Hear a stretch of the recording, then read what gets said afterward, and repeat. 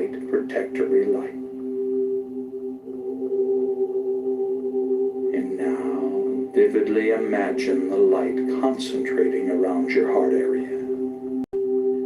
And visualize it emerging from your heart area to totally surround your body with a protectory aura of bright white God light. And as you continue to listen to the sound of my voice, vividly imagine yourself in a situation in which you were going down, but she was sitting down, and she just got like a weird feeling. Deeper and deeper down as I count backwards from 7 to 1. Number 7.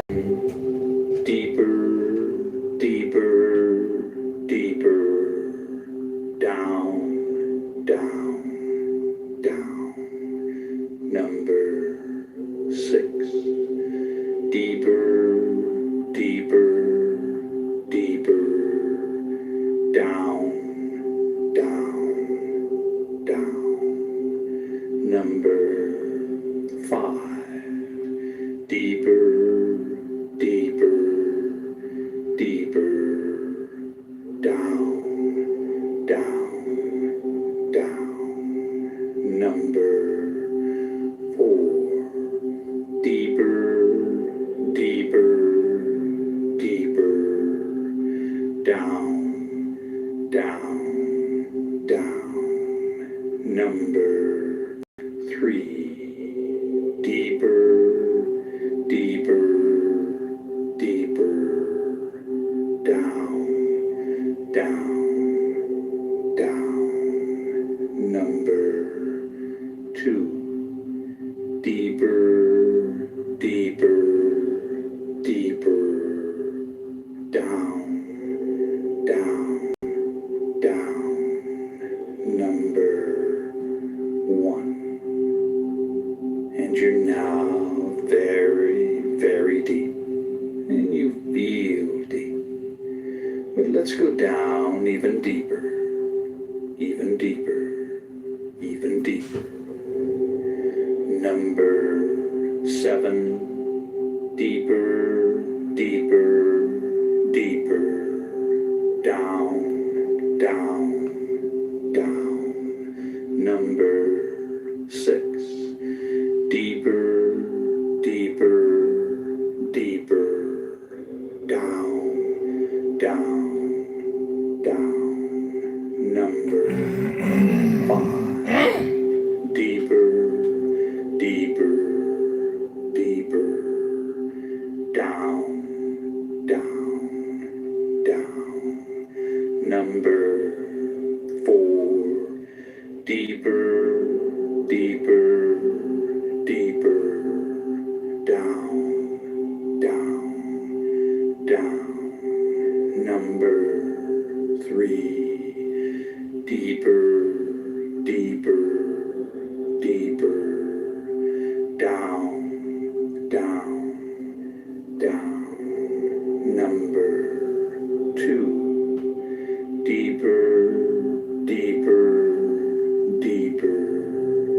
Down, down, down. Number 1. And you're now relaxed and at ease and at peace in a relaxing, altered state of consciousness. And each and every time you alter consciousness, you will go deeper than the time before, until you've reached your natural level, which can be maintained by using this technique several times a week. Now, if at any time you feel uncomfortable in any way, all you have to do to awaken is to mentally count yourself up from 1 to 5. So you're in control. You can awaken at any time you desire to do so. And you're now relaxed and at ease, and a quietness of spirit permeates your body and mind. going to begin by providing suggestions that will be communicated to every level of your body and mind. And they'll be accepted on every level of your body and mind. A quietness of spirit now permeates your body and mind. You release all tension created by stored up energy within your nervous system.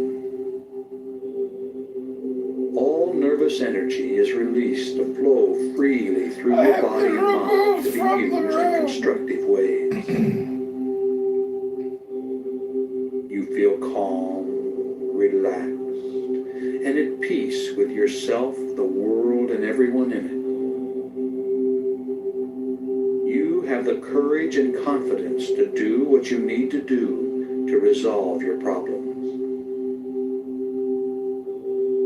You can resolve your concerns and conflicts with minimal effort.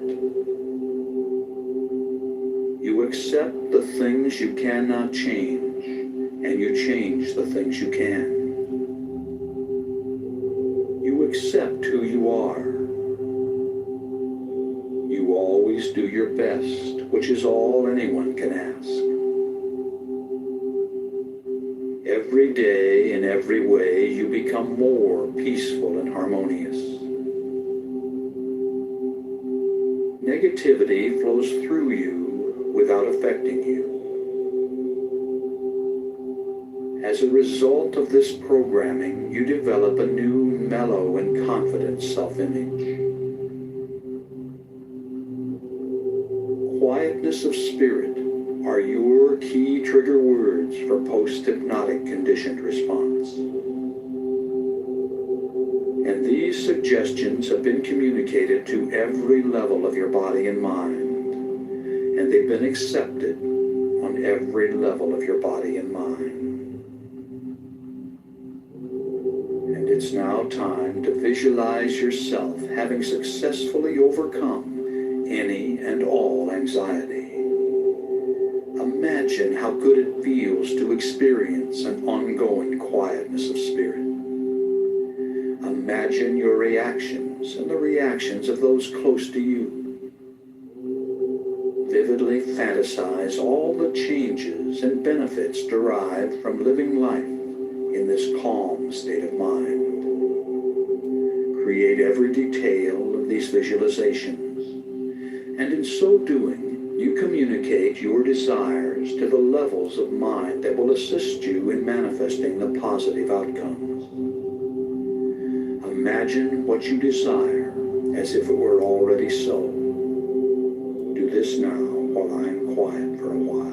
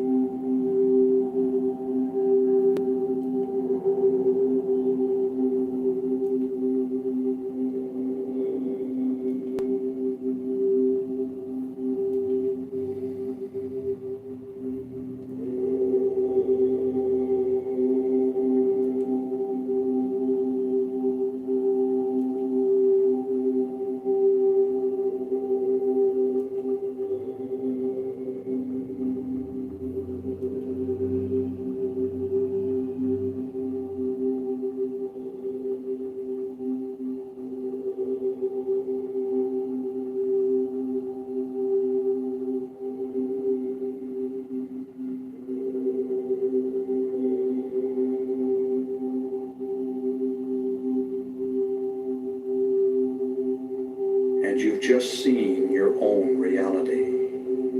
And you're open to positive suggestions which you'll accept and act upon. A quietness of spirit now permeates your body and mind. You release release all tension created by stored up energy within your nervous system. All nervous energy is released to flow freely through your body and mind to be used in constructive ways.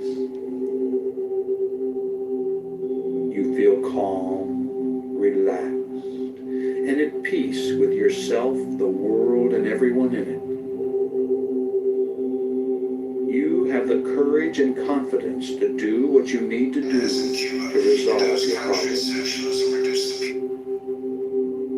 You can resolve your concerns and conflicts with minimal effort. You accept the things you cannot change, and you change the things you can. You accept who you are. You always do your best, which is all anyone can ask. Every day, in every way, you become more peaceful and harmonious. Negativity flows through you without affecting you. As a result of this programming, you develop a new mellow and confident self-image. Quietness of spirit are your key trigger words for post-hypnotic conditioned response. And these suggestions have been communicated to every level of your body and mind, and they've been accepted on every level of your body and mind. And these suggestions have been communicated to every level of your body and mind, and they've been accepted on every level of your body and mind. And it's now time to use a repeat technique to saturate your mind with a message. Together, we'll communicate it to every level of your being. So say the words along with me, silently in your mind. Shout them out silently, and hear them echo out across the universe and back to you. A quietness of spirit now permeates my body and mind, and my stored up energy is released to flow freely through my system. A quietness of spirit now permeates my body and mind, and my stored up energy is released to flow freely through my system. A quietness of spirit now permeates my body and mind, and my stored up energy is released to flow freely through my system. A quietness of spirit now permeates my body and mind, and my stored up energy is released to flow freely through my system. A quietness of spirit now permeates my body and mind, and my stored up energy is released to flow freely through my system. A quietness of spirit now permeates my body and mind, and my stored up energy is released to flow freely through my system. A quietness of spirit now permeates my body and mind, and my stored up energy is released to flow freely through my system. A quietness of spirit now permeates my body and mind, and my stored up energy is released to flow freely through my system. A quietness of spirit now permeates my body and mind, and my stored up energy is released to flow freely through my system. Does that make sense, Aziz? A quietness of spirit now permeates my body and mind, and my stored up energy is released to flow freely through my system. That's right. A quietness of spirit now permeates your body and mind, and all your stored up energy is released to flow freely through your system. And every day, in every way, you become more peaceful and harmonious. Your new, mellow, and confident self-image is a projection of who you are. It is. You are mellow and self-confident. And I'm now going to give you some key trigger words for post-hypnotic conditioned response. Anytime you feel the slightest bit nervous, simply stop what you're doing, close your eyes, breathe deeply, and say these words quietly to yourself. Quietness of spirit. The words quietness of spirit are post-hypnotic conditioned response trigger words to reduce anxiety and intensify your calm and confident demeanor. These key trigger words invoke powerful post-programming mental conditioning that you can draw upon when you need it. When you say the words quietness of spirit, you'll immediately feel a surge of calmness and confidence flow through your body and mind. And every time you hear this suggestion, and every time you use your quietness of spirit programming, it becomes more and more effective. And it's now time to repeat another powerful affirmation along with me. When I say the words quietness of spirit, I relax, regain control, and experience a surge of calmness and confidence. When I say the words quietness of spirit, I relax, regain control, and experience a surge of calmness and confidence. When I say the words quietness of spirit, I relax, regain control, and experience a surge of calmness and confidence. When I say the words quietness of spirit, I relax, regain control, and experience a surge of calmness and confidence. When I say the words quietness of spirit, I relax, regain control, and experience a surge of calmness and confidence. When I say the words quietness of spirit, I relax, regain control, and experience a surge of calmness and confidence. When I say the words quietness of spirit, I relax, regain control, and experience a surge of calmness and confidence. When I say the words quietness of spirit, I relax, regain control, and experience a surge of calmness and confidence.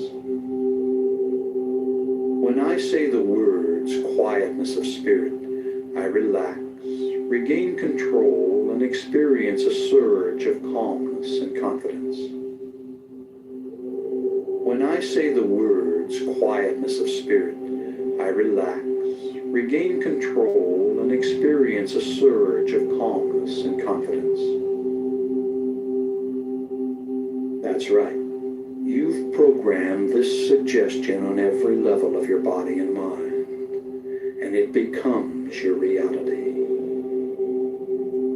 And now, once again, it's time to create another visualization in which you perceive yourself having successfully accomplished your goal.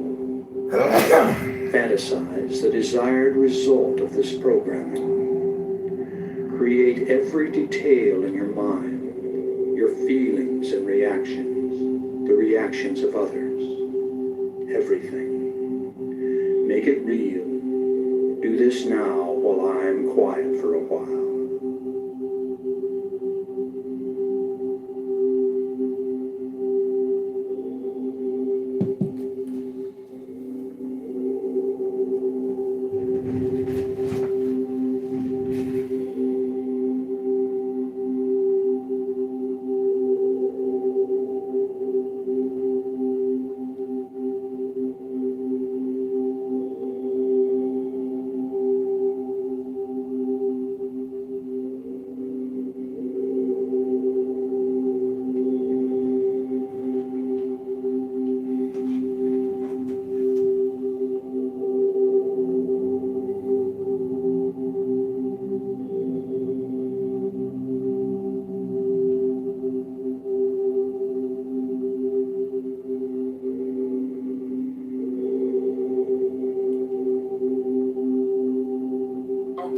felt broken. So I rolled up my sleeves and got to work. If we can repair what serves us here at home, we can heal the world we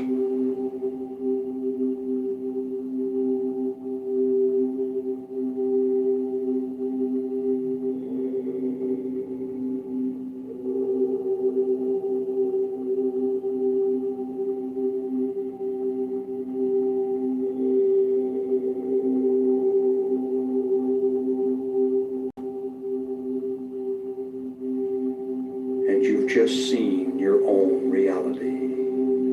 And upon awakening, you'll remember all that has been communicated. You'll awaken feeling as if you just had a refreshing nap. Your head will be clear, and you'll think and act with calm self-assurance, feeling glad to be alive, at peace with yourself, the world, and everyone in it. So let's come on up now. On the count of 5, you'll open your eyes and be wide awake. Number 1, feel the lifeblood returning to your arms and legs. Number 2, coming on up and at peace with all life. Number 3, coming on up feeling an internal balance and harmony. Number 4, recall the situation in the room. And number 5, wide awake, wide awake. Open your eyes and feel good. What? Number 5, wide awake.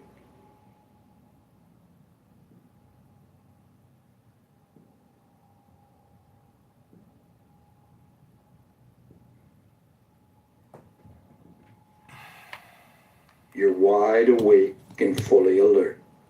And I'm going to communicate some powerful self-talk phrases. You can do other things if you wish while programming your mind by repeating the phrases after me. And throughout your day, recall these phrases and say them over and over to yourself, out loud or silently in your mind. All right, now repeat each phrase after me. A quietness of spirit now permeates my body and mind.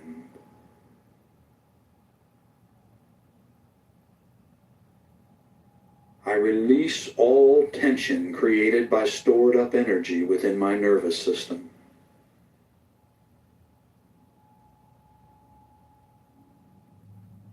All nervous energy is released to flow freely through my body and mind to be used in constructive ways.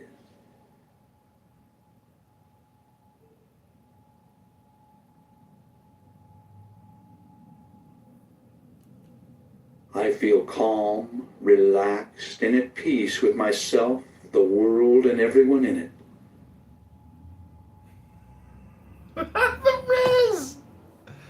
He's giving him the Riz. I have the courage and confidence to do what I need to do to resolve my problems.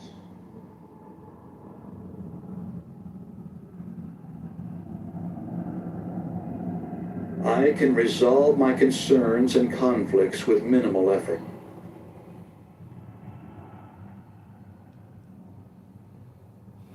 I accept the things I cannot change, and I change the things I can.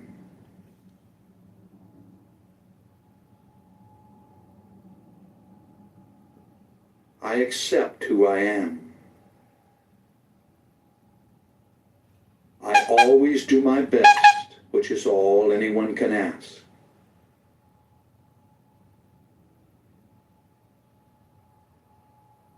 Every day, in every way, I become more peaceful and harmonious.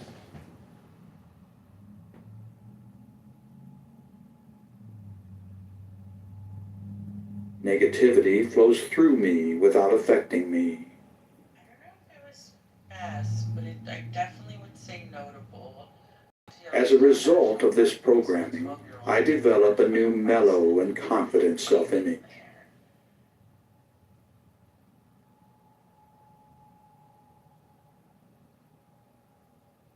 The words, quietness of spirit, are my key trigger words for post-hypnotic conditioned response.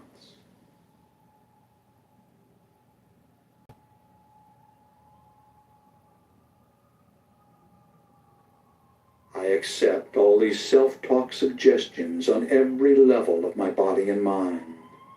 And so it is.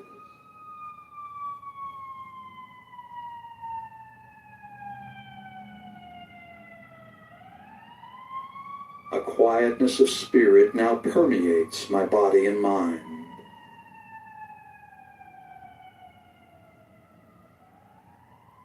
I release all tension created by stored up energy within my nervous system.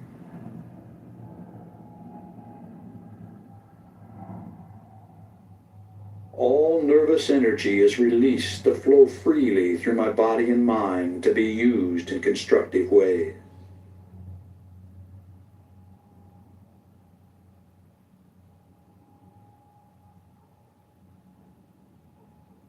I feel calm, relaxed, and at peace with myself, the world, and everyone in it.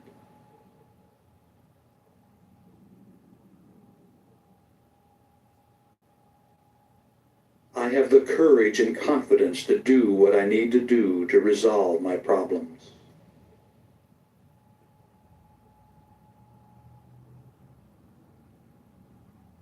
I can resolve my concerns and conflicts with minimal effort.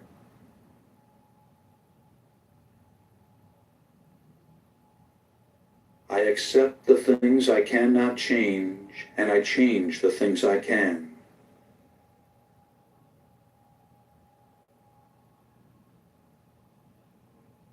I accept who I am. I always do my best, which is all anyone can ask.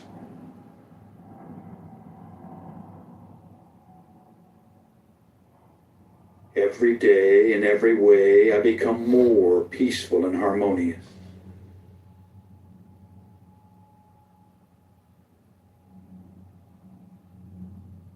Negativity flows through me without affecting me.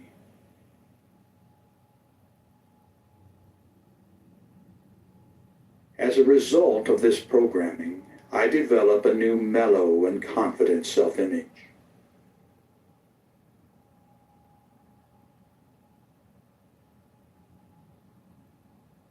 The words, quietness of spirit, are my key trigger words for post-hypnotic conditioned response.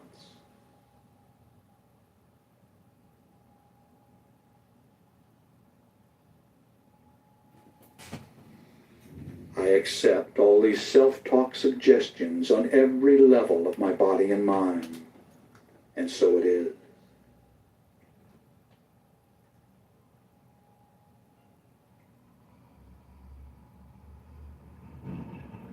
A quietness of spirit now permeates my body and mind.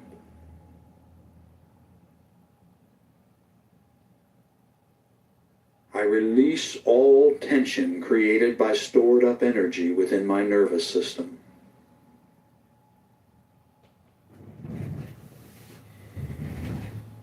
All nervous energy is released to flow freely through my body and mind to be used in constructive ways.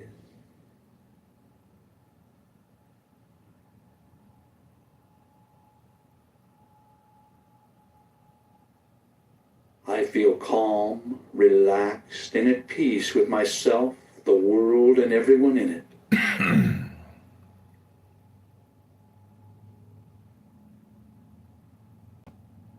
I have the courage and confidence to do what I need to do to resolve my problems.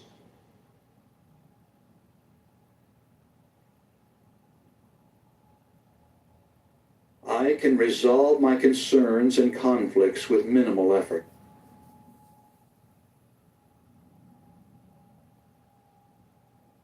I accept the things I cannot change, and I change the things I can.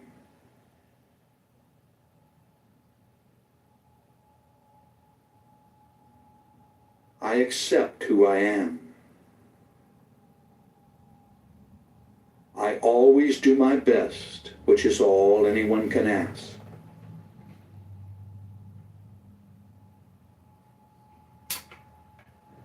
Every day, in every way, I become more peaceful and harmonious.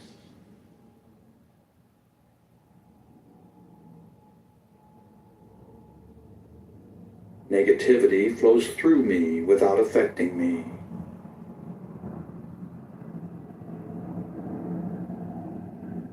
As a result of this programming, I develop a new mellow and confident self-image.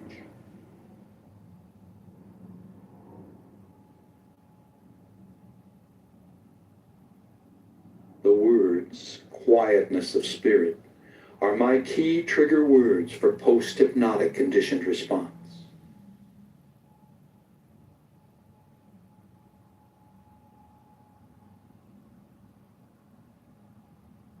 I accept all these self-talk suggestions on every level of my body and mind, and so it is.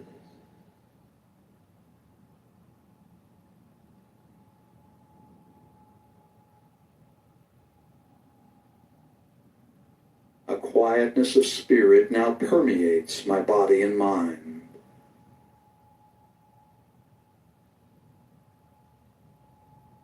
I release all tension created by stored up energy within my nervous system.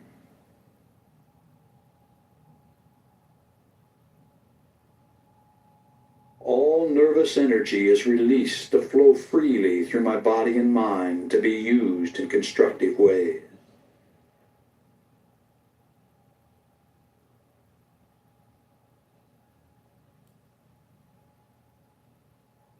I feel calm, relaxed, and at peace with myself, the world, and everyone in it.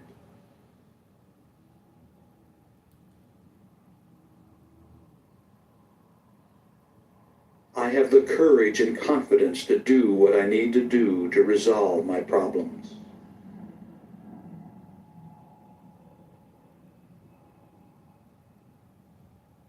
I can resolve my concerns and conflicts with minimal effort.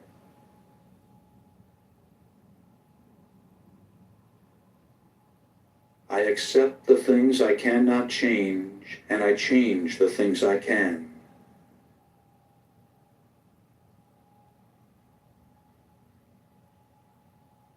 I accept who I am. I always do my best, which is all anyone can ask.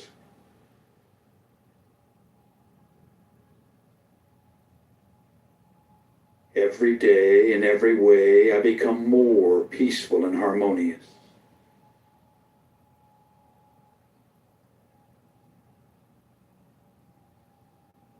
Negativity flows through me without affecting me.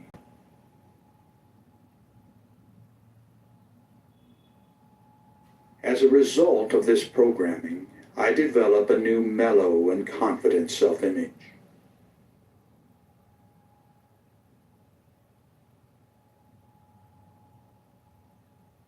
The words, quietness of spirit, are my key trigger words for post-hypnotic conditioned response.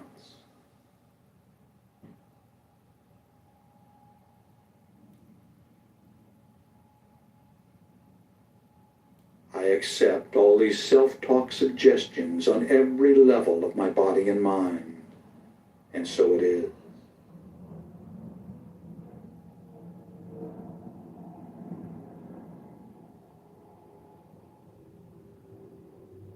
A quietness of spirit now permeates my body and mind.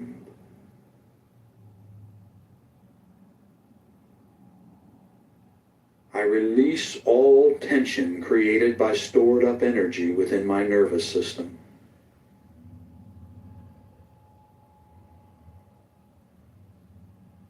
All nervous energy is released to flow freely through my body and mind to be used in constructive ways.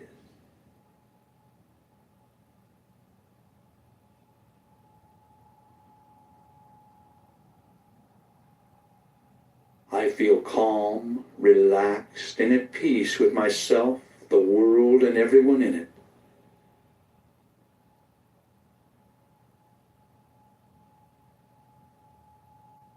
I have the courage and confidence to do what I need to do to resolve my problems.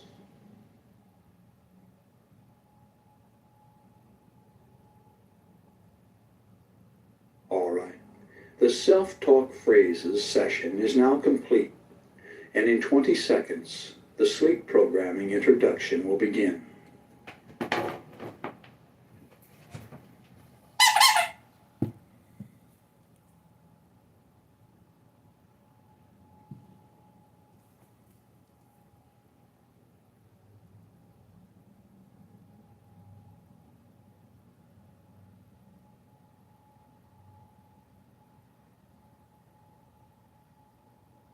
Sleep programming is nearly as powerful as hypnosis for programming your mind with life-changing suggestions.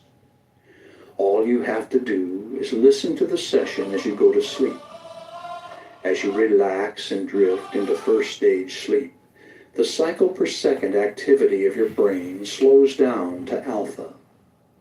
The second level of theta precedes deep delta sleep. Alpha and theta are the levels active for hypnosis programming. So on the following sleep programming session, I'll use the same induction as on the first session to take you to these levels quickly.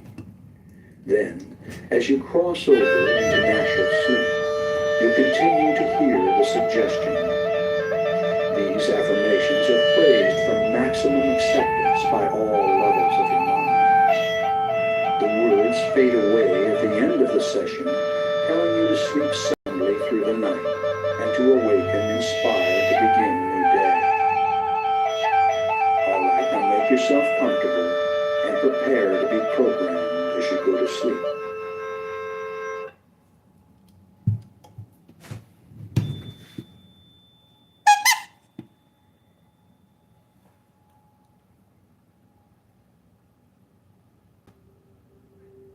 Close your eyes and get comfortable. It's time to breathe deeply and relax completely. Breathe deeply and relax completely, allowing a quietness of spirit to come in. Feel the blood flowing through your arms and legs, through your body and mind. Relaxing, relaxing, relaxing. Take a deep breath. Hold it as long as you comfortably can. And then let it out slowly through slightly parted lips. And when the breath is all the way out, contract your stomach muscles and push it even further out and further out. And then repeat this process of breathing deeply and relaxing completely. And if any outside thoughts should come into your mind, simply brush them aside and return your concentration to the sound of my voice. And breathing deeply and relaxing completely.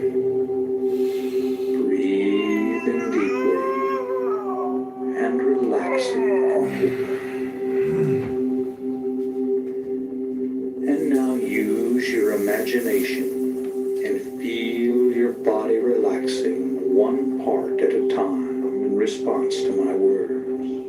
Play the role, play the part, and mentally relay the relaxing suggestions into that part of your body and feel them take effect. Feel your body relaxing, relaxing, relaxing. And the relaxing sensations are now coming into the toes of both of your feet at the same time. Moving right on down into your arches, into your heels, and on up into your ankles. Completely relaxed, completely relaxed. And these soothing sensations are now moving on up your legs to your knees, relaxing all the muscles as it goes. And on up your legs to your thighs and to your hips.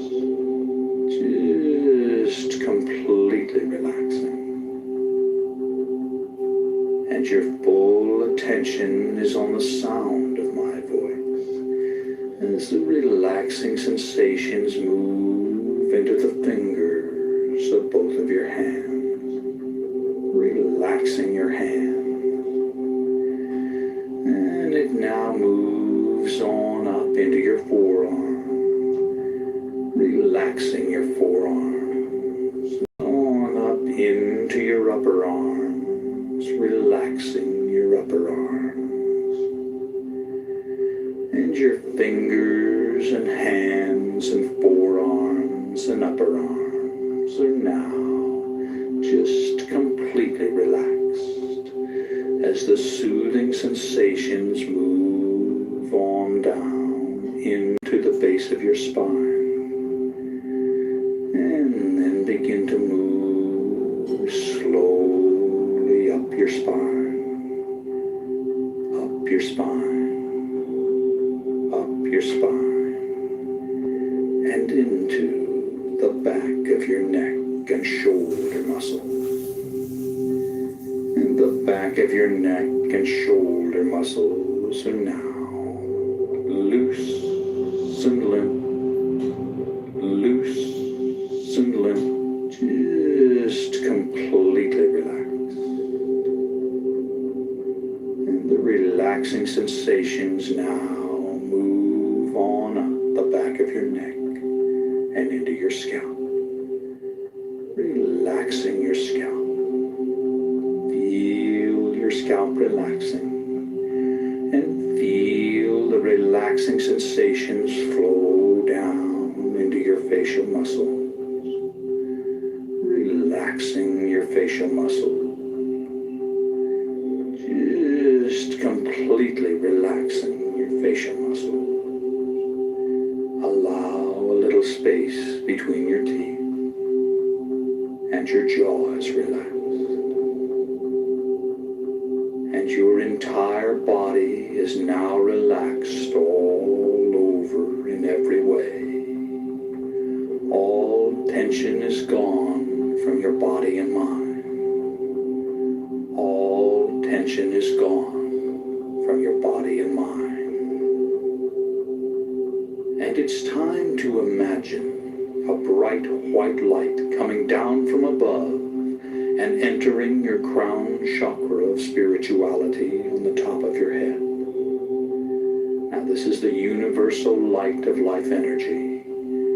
See it, feel it, create it with the unlimited power of your mind, and feel the light within you. Body and mind, filling you to overflowing with this bright white protectory light. And now vividly imagine the light concentrating around your heart area, and visualize it emerging from your heart area to totally surround your body with a protectory aura of bright white God light.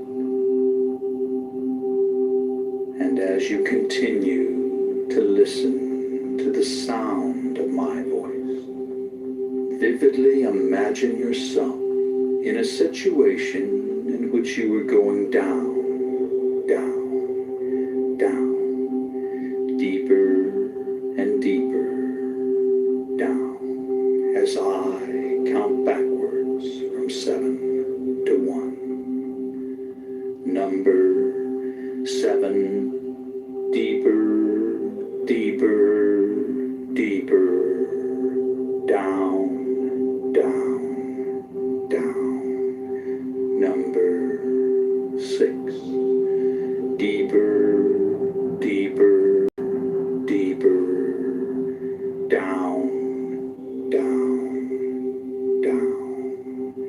Number 5, deeper, deeper, deeper, down, down, down. Number 4, deeper, deeper, deeper, down, down, down. Number 3, deeper,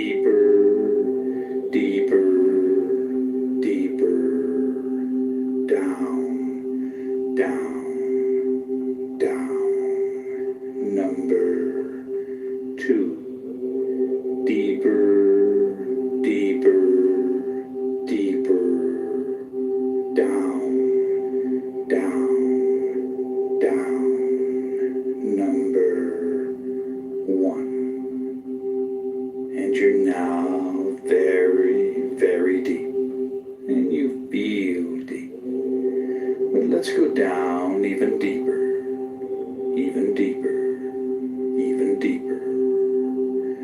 Number 7, deeper, deeper, deeper, down, down, down.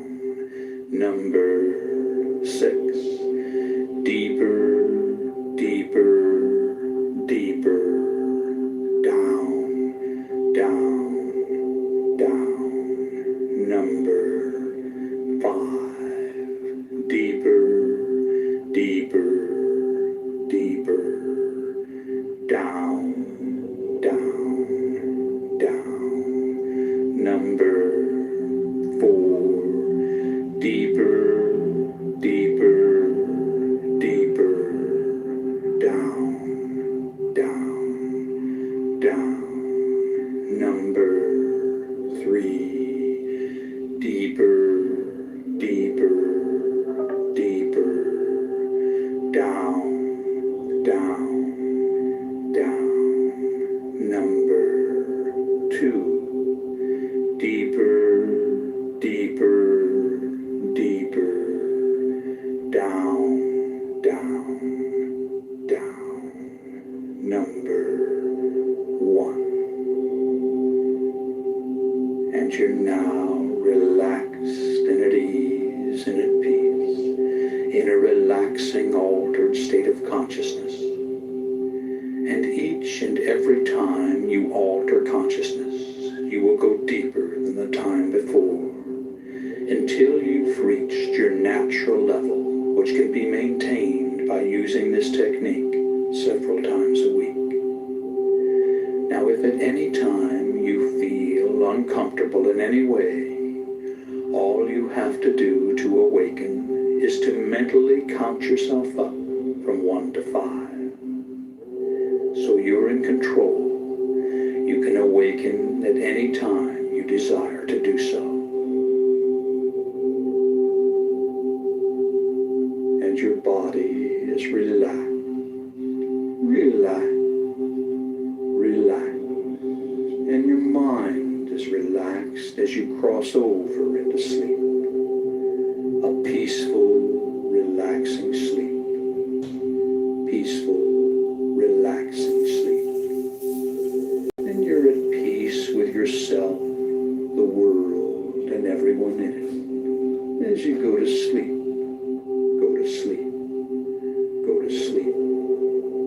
A deep, peaceful, harmonious sleep. Sleep. And you're going to sleep. And as you do, you accept the suggestions you hear. You accept the suggestions you hear. As you go to sleep, go to sleep, go to sleep. And the suggestions become your reality. The suggestions are accepted on every level of your body and mind, and they become your reality. You fulfill your desire. You do. You accept this. You accept the suggestion. You accept the suggestions as you go to sleep. Go to sleep. Go to sleep. A quietness of spirit now permeates your body and mind. You release all tension created by stored up energy within your nervous system. All nervous energy is released to flow freely through your body and mind to be used in constructive ways. You feel calm, relaxed, and at peace with yourself, the world, and everyone in it. You have the courage and confidence to do what you need to do to resolve your problems. You can resolve your concerns and conflicts with minimal effort. You accept the things you cannot change, and you change the things you can. You accept who you are. You always do your best, which is all anyone can ask. Every day, in every way, you become more peaceful and harmonious. Negativity flows through you without affecting you. As a result of this programming, you develop a new, mellow, and confident self-image. Quietness of spirit are your key trigger words for post-hypnotic conditioned response. And these suggestions have been communicated to every level of your body and mind, and they've been accepted on every level of your body and mind. A quietness of spirit now permeates my body and mind, and my stored up energy is released to flow freely through my system. A quietness of spirit now permeates my body and mind, and my stored up energy is released to flow freely through my system. A quietness of spirit now permeates my body and mind, and my stored up energy is released to flow freely through my system. A quietness of spirit now permeates my body and mind, and my stored up energy is released to flow freely through my system. A quietness of spirit now permeates my body and mind, and my stored up energy is released to flow freely through my system. Just because there's too much money in the Democratic Party. A quietness of spirit now permeates my body and mind, and my stored up energy is released to flow freely through my system. And it's interesting, I think A quietness of spirit now permeates my body and mind, and my stored up energy is released to flow freely through my system. Cultural politics is no A quietness of spirit now permeates my body and mind, and my stored up energy is released to flow freely through my system. is what drives the DSA. A quietness of spirit now permeates my body and mind, and my stored up energy is released to flow freely through my system. Agenda. I don't think that's what I don't think that's A quietness of spirit now permeates my body and mind,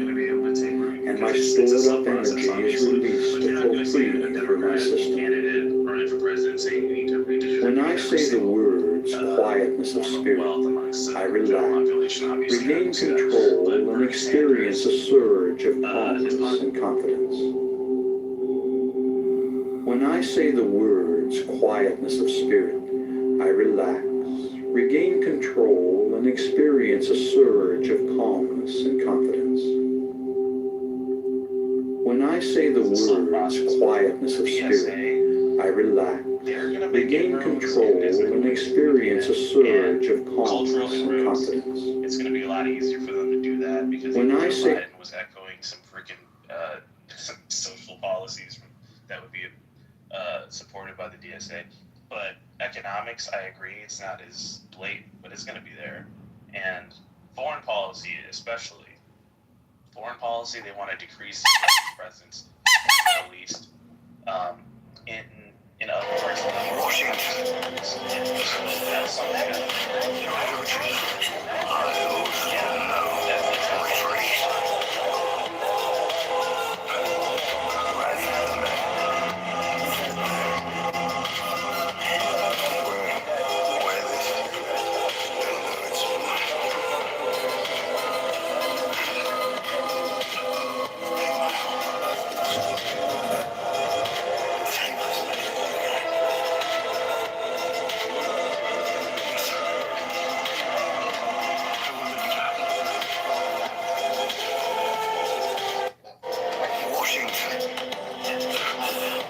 And then, oh, color, we need to do something about around. Really? You're, No, I'm you'd not. be surprised by that, really? Yeah, I'm not saying I'm surprised. No, I'm talking not about but, you. I am yeah, talking about yeah. the general population that has these Yeah. intentions. The general populace. stupid. We have to be honest, okay? Most people in the country are dumb. Almost, Um, I don't know what the percentage is now, but we like what level? I mean, it's embarrassing.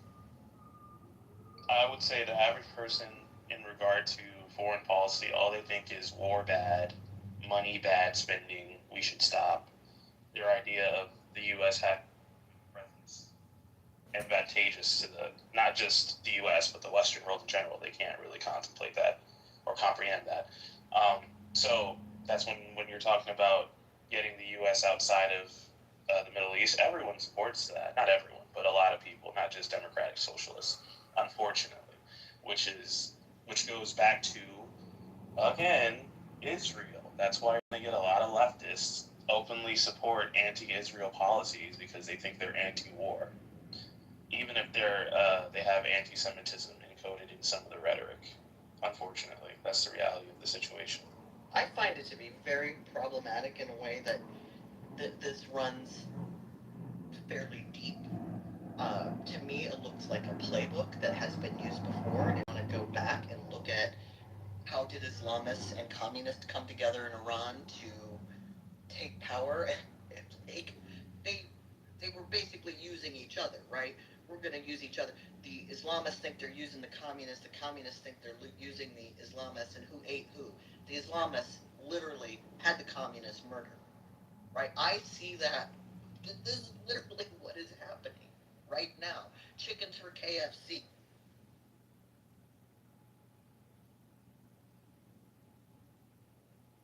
I don't know who's worse, communists or Islamists. That's a hard question. That's really hard. They're both not American thought principles. It goes against everything we believe, and that you could be anti. I would argue that this isn't pure capitalism we're living under, anyways. It's obviously crony capitalism. It's dirty, but the push towards an extreme that is Mondami and people like him is dangerous. El, would you agree that Ilhan Omar and her positions are dangerous? Because on her Instagram, if you go to it, she actually lists what we would call Democrat socialist positions. This is what she says she's fighting for: universal school meals. So, universal school meals. Up next is protect reproductive freedom, which is abortions. Then Ilhan Omar wants to cancel all student debt. She wants to abolish and prosecute ICE employees. She wants the Green New Deal, which is the AOC multi-trillion-dollar, green investments. Then she wants Medicare for everyone, for all. She wants to stop funding Israel. She wants to tax the rich and no more endless wars. So the opposite of that is she wants short, effective wars, but not endless wars, apparently. So that's what the Democrat Socialists are fighting for, plus 100 other bullshit things. Hello?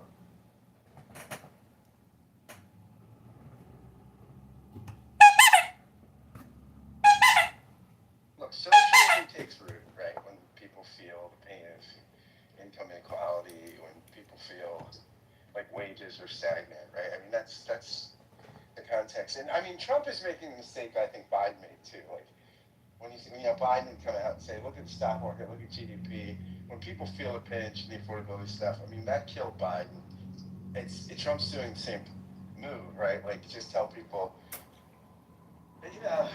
that the numbers are disprove their Jewish. It's not a winning strategy. See, a Democrat Socialist isn't going to make the argument that because my salary hasn't gone up in the past 10 years, I'm entitled to a political social revolution. Scott, your positions are untenable. Socialists are essentially thieves, and they are liars. You just told us why people go socialist, and I'm telling you that your reasons are incorrect. Don't make the move. This is rhetorically lazy. To say when someone's describing something that they're prescribing something. I'm describing something. I'm not validating the desires. I'm not saying it's the right political position or the wrong political position. All I'm saying is this is when you get a rise in that stuff. See, See, the real reason why a Democrat socialist, why they'll make their argument, is that for the past 25 years, we've been doing corporate socialism, which is tax credits for corporations, which is what the Fortune 500 or Fortune or the Big Beautiful Bill is, which is 500 billion a year in tax credits and deferring that tax liability to income earners. So if you're a Democrat socialist, what you really are is you should be a libertarian and you should understand the economic situation and catastrophe that George Bush, Obama, and Bill Clinton have prescribed, Scott, to this country. It's not Donald Trump, it's Barack Hussein Obama, Joe Biden, Bill Clinton, George Bush. These are the domestic terrorists that have taken us off the cliff, and we are plunging and plunging fast. Donald Trump is trying to plug the holes that these Democrat socialists have destroyed this economy, destroyed it, indebted countless generations to debt. I don't think Trump's any better for retarded. You go back further than Bush. You go back to Reagan, and not Bush one. Bush one was tried to, and he handed, Clinton a budget surplus, but because he raised taxes, right? Which killed him, right? He was actually Bush seniors, I think, pretty fiscally responsible, but no, Cheney was, and the Reagan administration telling people deficits don't matter. Continued to say it in the Bush administration, right? You can Google Cheney, deficits don't matter. Yeah, no, I'm with you. I think that, and it's going to come home to roost at some point, right? You can't print money forever. Simpson Bowles. Look at Simpson Bowles, right? Do you remember Simpson Bowles? That was a bipartisan, pretty responsible approach to the deficit, right? And what did they do? They stuck it in a drawer. Nobody wanted to deal with it. Scott, we have a cultural, social, economic dilemma, a crisis. Vaccines and war is not the basis of an economy. The basis of an economy starts in the house. Your dishwasher, your washing machine, your bed, your roof, your windows. Those are the basis of an economy. What builds a house, not what builds regime change and fake lies and medical misinformation. Hello? A democratic socialist is never going to be convinced by that, though. That's the problem. They're not going to be convinced by economics or that a solution to our current economic situation starts at a more granular level. It doesn't matter whether they can be convinced or not. They can live in an illusion delusion. That's their choice. But reality is laissez-faire capitalism. I agree. I'm just saying, I agree. I'm just saying that the problem that we're dealing with now, we're going to be combating and push for certain things. We can't just, go on a Ron Paul-esque libertarian tirade. We have to actually Yes, you can. No, not really. Because if a person's like looking at society on a basis where everything that we do does matter, and we can't just ignore the fact that people are suffering because we live in a society, and if you're a rich person by default, you owe us. It's not going to change whether or not we do have an improved economy according to libertarian standards. That's just the reality. And Mom Donnie, all these leftists in the DSA, if anything, they want to hear libertarians talk about how we shouldn't be taxing people, because then they could demonize regular conservatives and be like, oh, they just want rich people to rule everything in society. It's not just a mathematics-based economic argument. It's culturally based. Grievance politics. That's how it's working. We can't just ignore that.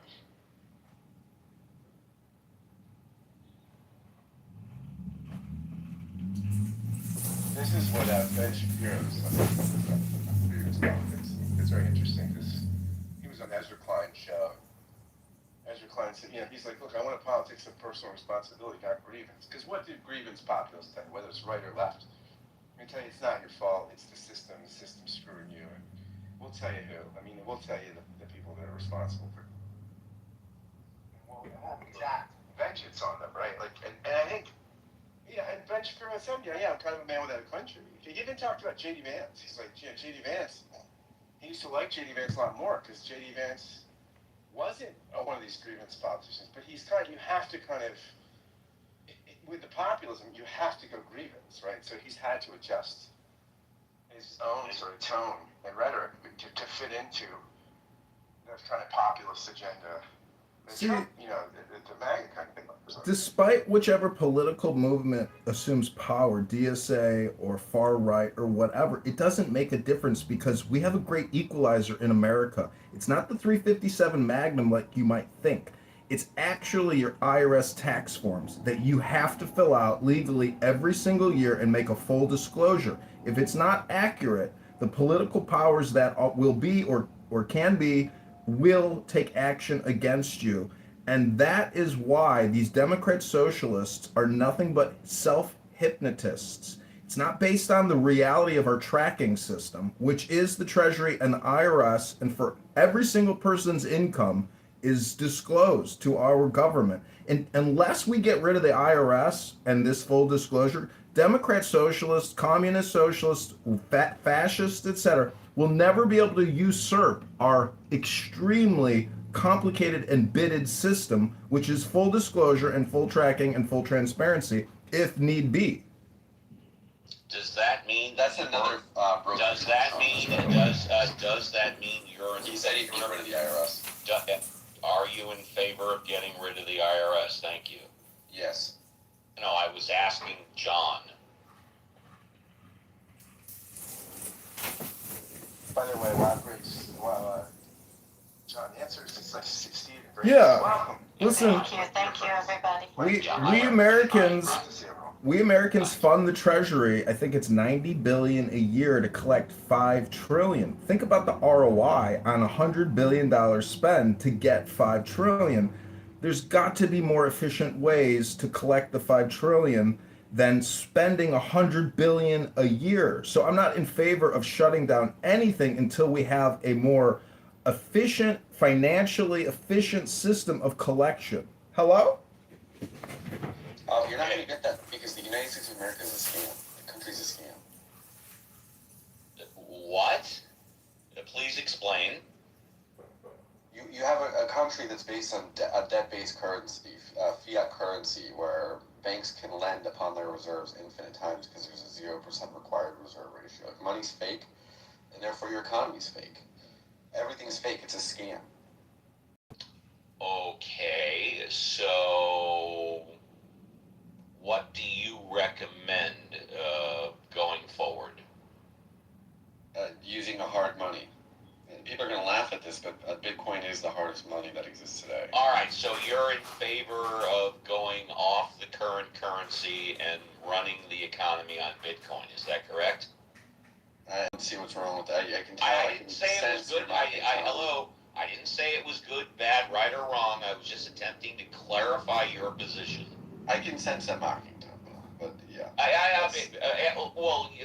don't need to mock. I will say right off the bat, full disclosure, if that's what you're advocating, getting rid of currency and going on Bitcoin, I think that's completely idiotic and stupid. But I'm just trying to clarify if that's what you're saying. Okay, then continue running the country and not fixing anything. And you're not answering the question, which is fine. Yes, the answer is yes. Thank you. That's all I wanted to know. Thank you.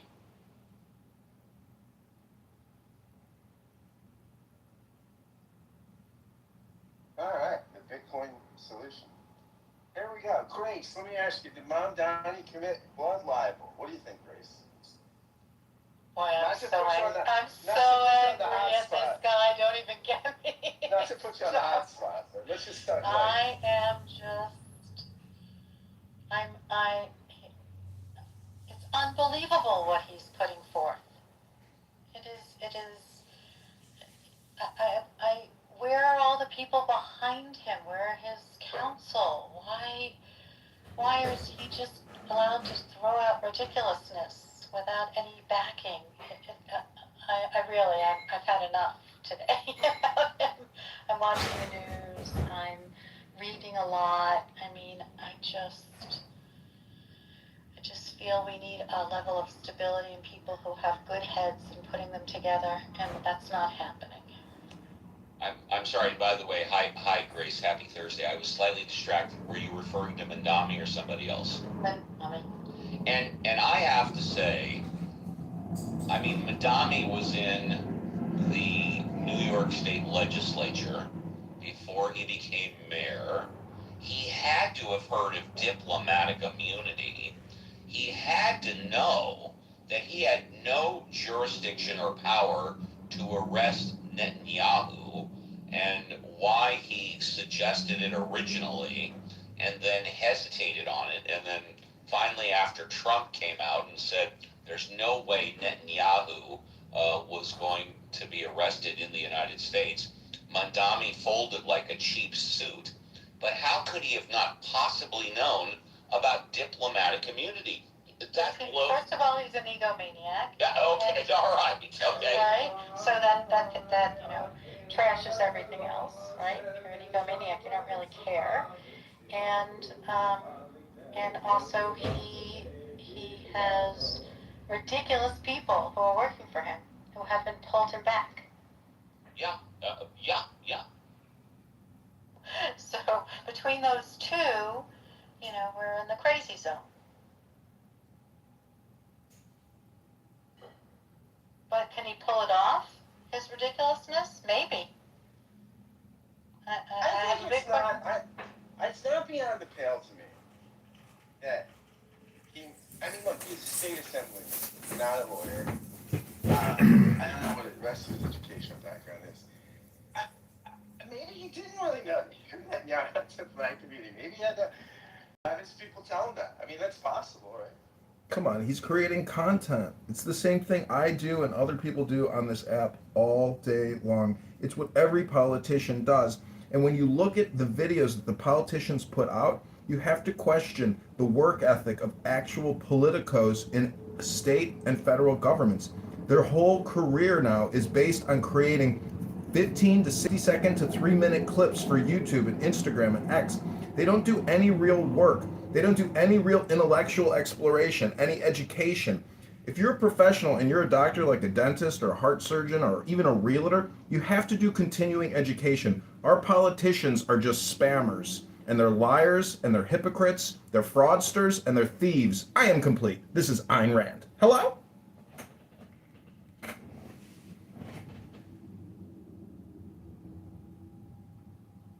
I think he's involved in a different kind of chaos. I think he's invented a new pole. And I think it's dangerous. I think people around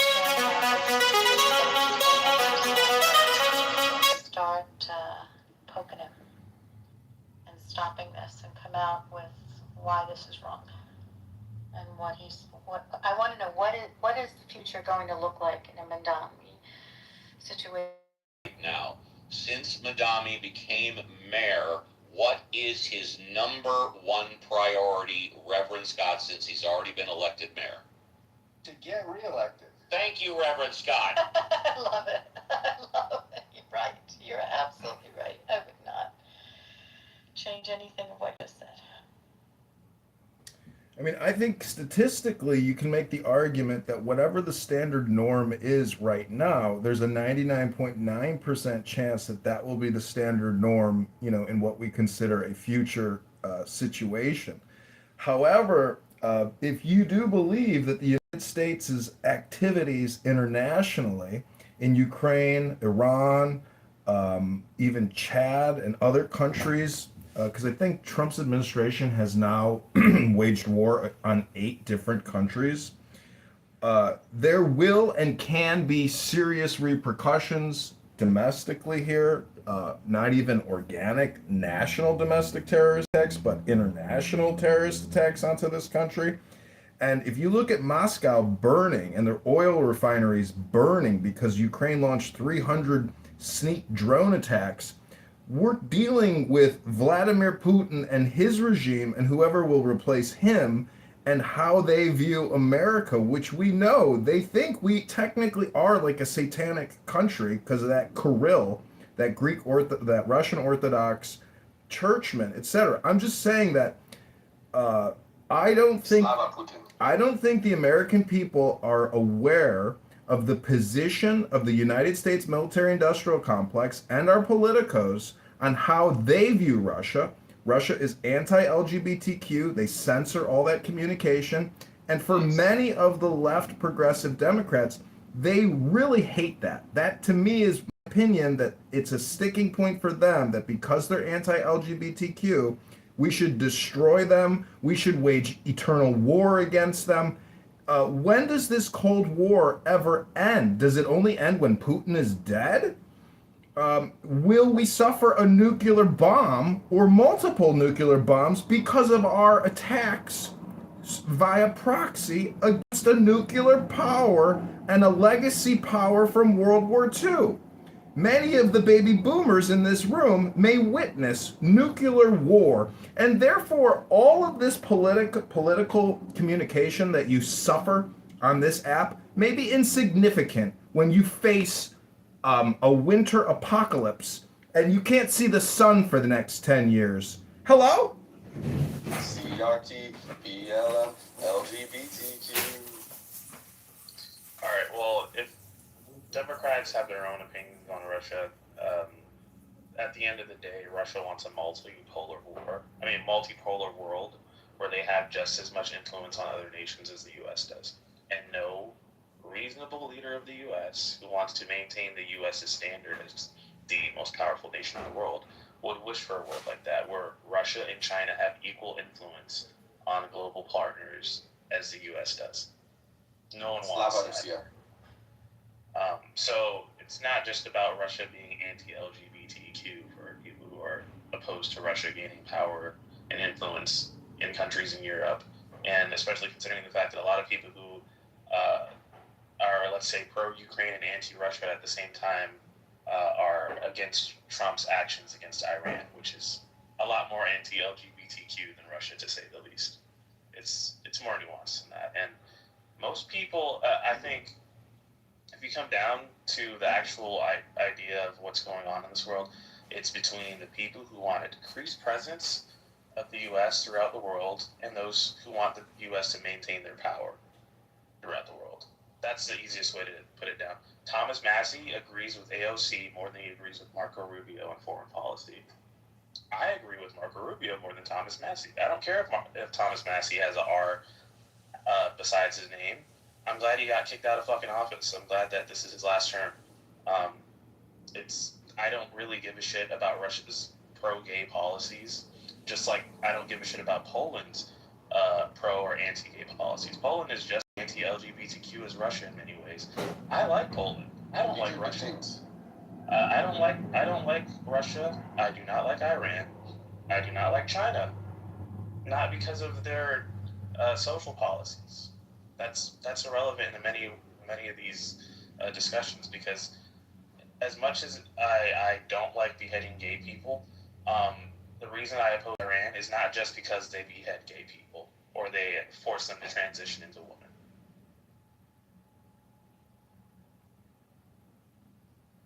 Iran getting a nuclear weapon is far more devastating than anything else.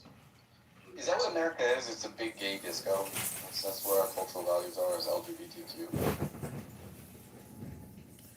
CRT, DEI, LGBTQ. We've all heard it for years and years and years. And Doge, Elon Musk's little group, discovered hundreds of billions in CRT, DEI, LGBTQ, climate change, education grants and programs in the hundreds of billions.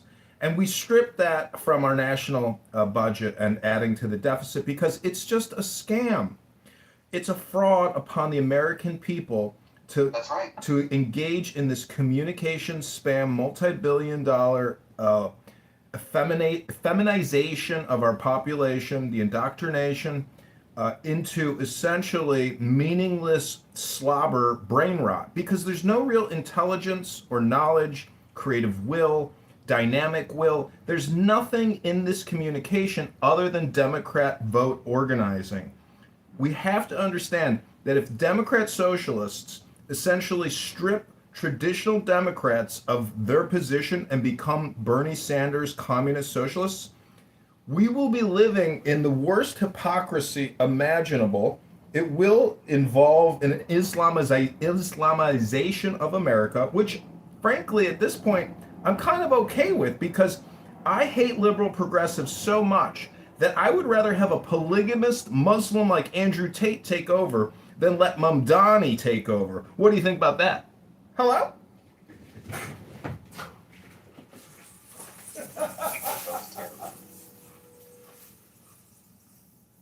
I think they're both disgusting, actually.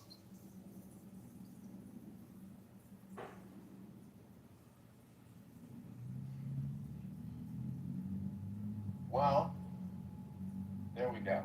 We'll John Kitover for everybody. I still am interested in the blood libel stuff, which I think is interesting. I think this is kind of a blood libel. What's that? What was the book? I made a statement about Netanyahu and how Netanyahu's a war criminal, and then made a list of his crimes, which I thought the list was full of things that were either not true, misconstrued, or like intentionally targeting hospitals. Well, yes, not because they're hospitals, because they're military assets. Intentionally targeting warfare. If you're putting military hardware personnel in a hospital, it becomes a target. It's not as though the IDF is saying, "Oh my gosh, I don't want anybody to get an MRI or get their nose sets. Let's blow up some freaking hospitals." That's not what's going on. I think that there's a lot of stuff that was said. If a blood libel is classically blaming Jews for things that they have not done, then I think this is kind of a classic blood libel. But, some people may say I'm over-interpreting Mamdani here. Scott, we have a spectrum of blood libel, and it's political communication at its finest because, in my opinion, the 3,000 abortions a day across America is the real blood libel, and that's on the hands of the Democrats. They had Democrat abortion facility clinics at the DNC outside of the Kamala Harris speech in Chicago. So, when the blood libel of killing babies is put on the IDF or Israel or Jews at large, I just say, don't you know how many babies we kill every day? It's not reproductive health care. This is an industry of murder. I don't believe the lies that this is health care. In my opinion, when I ran for Congress, I had hundreds of people writing me letters through some kind of postcard chain mail thing, begging me to stand up for the innocent babies being slaughtered across America. We have a genocide on our hands in America. Now, hold on a second. That is my way of doing political communication. And a lot of people don't agree with that. But what I'm saying is, isn't it just a spectrum of hypocrisy? Hello? But you need to sacrifice babies to Moloch and Baal.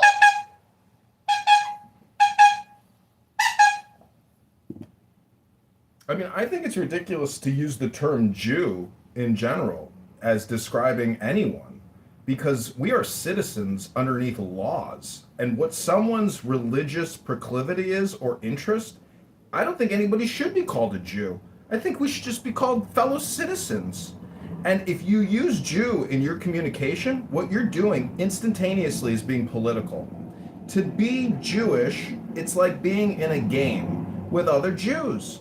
And it's who's the king of the Jews? But outside of that communication network, you have other parties that throw the word Jew around because they want to play in a political game, apparently. So until we admit that we are polarized politically, none of us play music or dance or sing songs or write poetry, we are a politically polarized and a politically addicted society. Hello?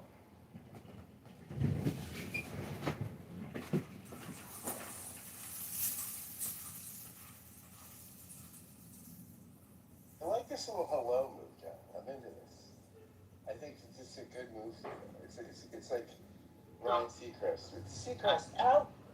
Yes, actually, I have noticed that is his signature move. That is a good point, Reverend. Pretty sure he stole it from an ice cream truck.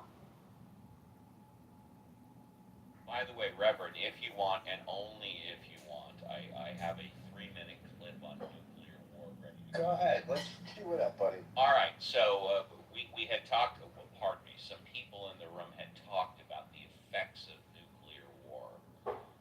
So this is from Crimson Tide about 30 years ago on the effects and the questions. I don't understand. What don't you understand? Lutsenko is a fanatic, okay? He's a potential Hitler. Somebody should just step up and shoot him. I have no problem with that. Well, it's fanatics who make history. Bill Patton was a fanatic. It's what made him great. You think this guy's Patton? He's a dangerous lunatic, and he's threatening nuclear war, and he means it. What does that make us, since we're the only nation ever dropped a nuclear bomb? Makes us a prime target.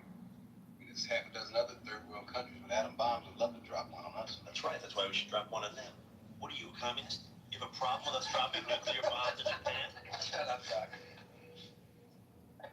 You think it was a mistake, Mr. Hunter? Using the bomb on Hiroshima and Nagasaki. Well, if I thought that, sir, I wouldn't be here. Interesting way you put that. How'd I put it? Very carefully.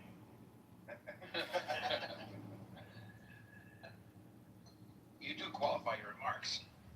Somebody asked me if we should bomb Japan. I said, well, yes. By all means, sir. Drop that fucker twice.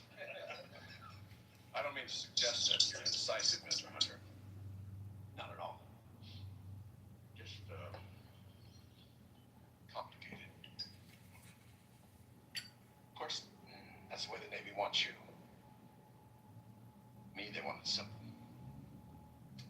Certainly fooled them, sir. Be careful there, Mr. Hunter. It's all I got to rely on, being a simple-minded son of a bitch. Rickover gave me my command, a checklist, a target, and a button to push. All I had to know is how to push it. They tell me when. They seem to want you to know why. I would hope they'd want us all to know why. Naval War College was metallurgy and nuclear reactors, not 19th century philosophy. War is a continuation of politics by other means. On Clausewitz. I think, sir, that what he was actually trying to say was a little more complicated.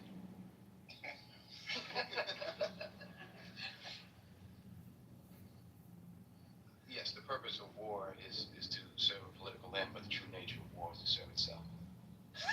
I'm very impressed.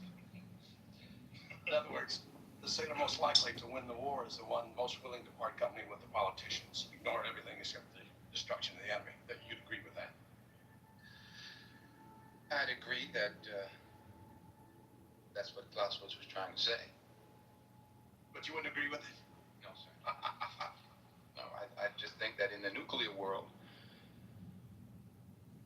true enemy can be destroyed.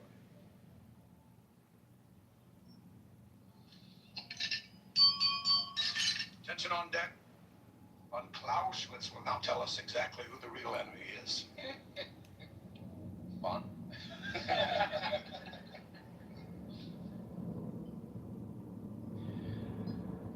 In my humble opinion, in the nuclear world, the true enemy is war itself. What a great Clive wrote that movie. It's a great movie. See, I think we've moved past the fear-mongering of the nuclear age because, in my opinion, now this is controversial, that the COVID-19 vaccine response or the biological weapons being developed by the Pentagon or through the Wuhan lab or any government that engages in a biological viral warfare research and deployment, etc., is an abhorrent and horrible thing to do, especially from the taxpayer perspective. Because to go to work, 5-6 days a week to support, doctors and research assistants creating biological warfare weapons, It's just not the way I would like to support the economy.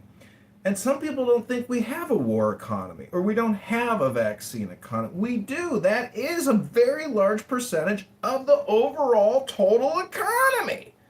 And I'm just saying that when you go to Amazon, even though Amazon may be like an American HQ company, they don't manufacture their essential items. Those are all made in China by the boatload. That port in Los Angeles brings in hundreds and hundreds of billions of dollars of Chinese manufactured goods, and we're just one destination for China. China is shipping to the world. Have you seen how they've automated their warehouses with tens of thousands of little robots dropping boxes in holes? They are fulfilling the world's consumption, and we are fulfilling the world's debt to continue to buy it all. And I'm so glad Dr. Migzed is here, a future priest in the coming temple. Migzed, what's the best way to structure a federal bankruptcy? Thank you. I am complete. Well, before Migzed answers very quickly, it is a fact that we are more than 5 years outside of the start of COVID, and we still don't know if it was started by an open-air market or a chemical factory right across the street. Thank you. Well, what we do know is that the percentage deaths and the statistical significance from the average or the means of the deaths during the administration of the vaccines from 2001 to 2021, was it 2021? Yeah, 2021. Anyways, what I'm saying is that the VAERS system and the Vaccine Injury Compensation Fund is real. People suffered real consequences by watching your local news put on videos of people doing vaccine lotteries, where if you take the ZAV, you could win $3 million in a lottery payout. It's a raffle. What the fuck is wrong with our fellow citizens, my clown house friends or frenemies? What is wrong with us? Why would we lie to ourselves and put out propaganda videos to influence each other to go get an unnecessary medical intervention when you're feeling just fine? So it's a huge lie. The lies, there's 50 lies attached to the event. What they consider the largest mass carcinogenic event in human history, in the Western world primarily. Africa didn't take the COVID-19 jabs because we couldn't even afford to make enough. Anyways, the craziest thing is that it's all funded by our government through the CARES Act, the HEROES Act, multi-trillion-dollar federal HR acts that funded it all. No arrests, and Bill Gates got off scot-free, and Congress was not allowed to view his personal emails at the Bill and Melinda Gates Foundation. Whatever kind of evidence through discovery, Dr. Steve here, the super paralegal, could tell you how the discovery process works and interrogatories and evidence. The American people have no insight, as Steve just said. What is the source of this virus? But we know the source of the cure, and we know the ramifications and the statistical difference in deaths during the administration of those vaccines. Anyways, the whole point is the economy. And what is the future of the American economy? Is it going to be like the way it is now? War and weapons manufacturing and vaccine manufacturing? Or are we going to have a real economy? Are we going to bite the bullet, file bankruptcy, have to go through austerity, and create a real economy with real workers, building real products and services that we consume? Or are we just going to work for banks because now we pay $100 trillion plus a year in interest expense? I think that's probably what's the future, which is now, which is just servicing debt for generations to come. You will have nothing, you will save nothing, and you will be taxed infinitely and forever through property or through income tax or through sales tax. It doesn't matter. Your government needs you now. You are you're the succubus. You thought you were going to be a parasite, but it turns out that there's a much larger parasite feeding on you now. It's known as your United States federal government. And the George Washington movie is coming out. And if you'll notice, it's all about courage. And if you don't have the courage to say what you feel and feel what you say, you might be a faggot retard. And you might hate Donald Trump because you are a faggot retard.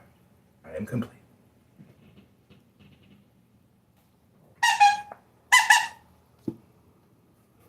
Soaring oratory.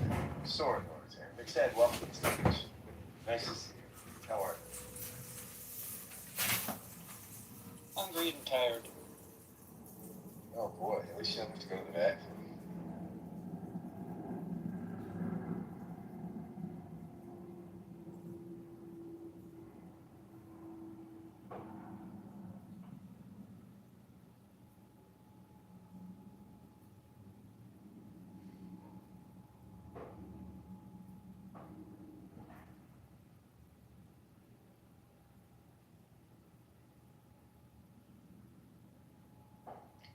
Hey, folks. Do you think Mamdani could be potentially arrested For what? for anything? I don't know. So The answer then is no. Mamdani is the best They want Shabbos him to be- boy. They want him to be arrested for telling the truth. They're dummies. Yeah, exactly.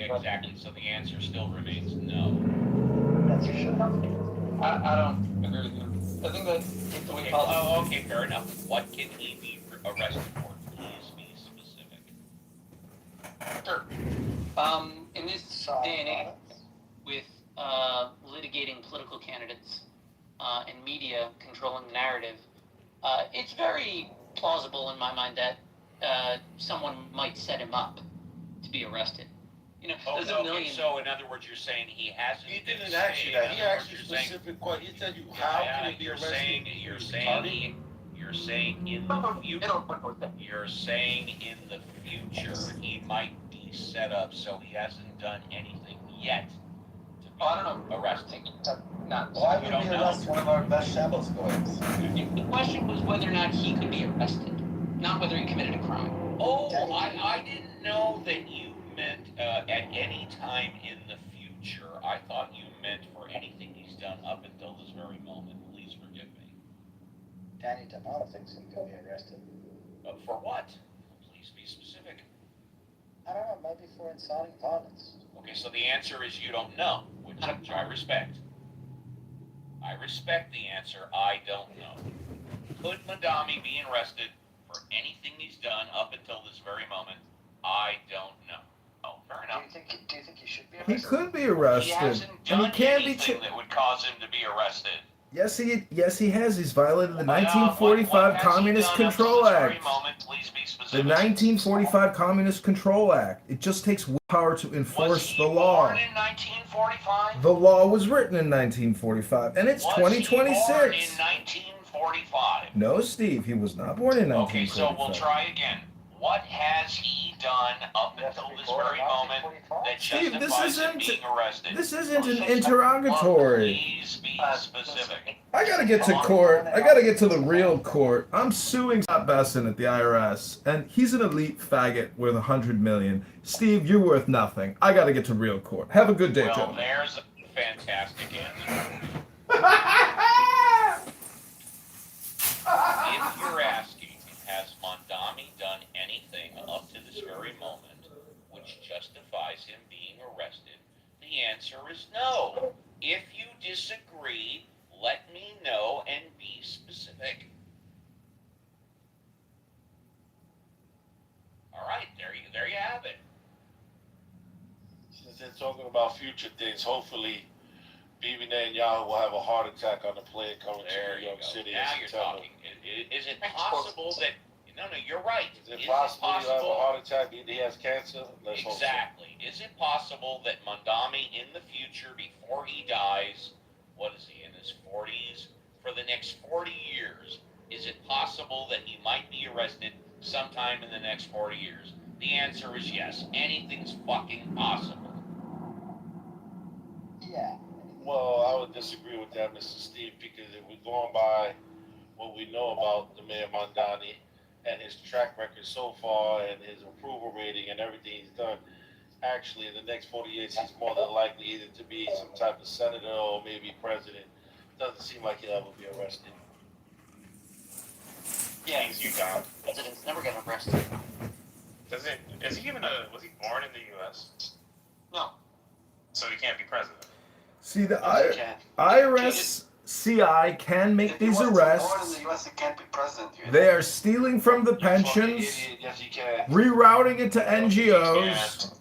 Arrests are was born coming. in Uganda. The new Donald Trump Department of Justice is preparing to make thousands of arrests over the next 60 days. Todd Blanche is waging legal warfare against the Democrat, liberal, progressive, faggot socialists. It's lawfare, boys. Get ready for lawfare. When he gets arrested, I'm going to be the prison guard. Is that all right?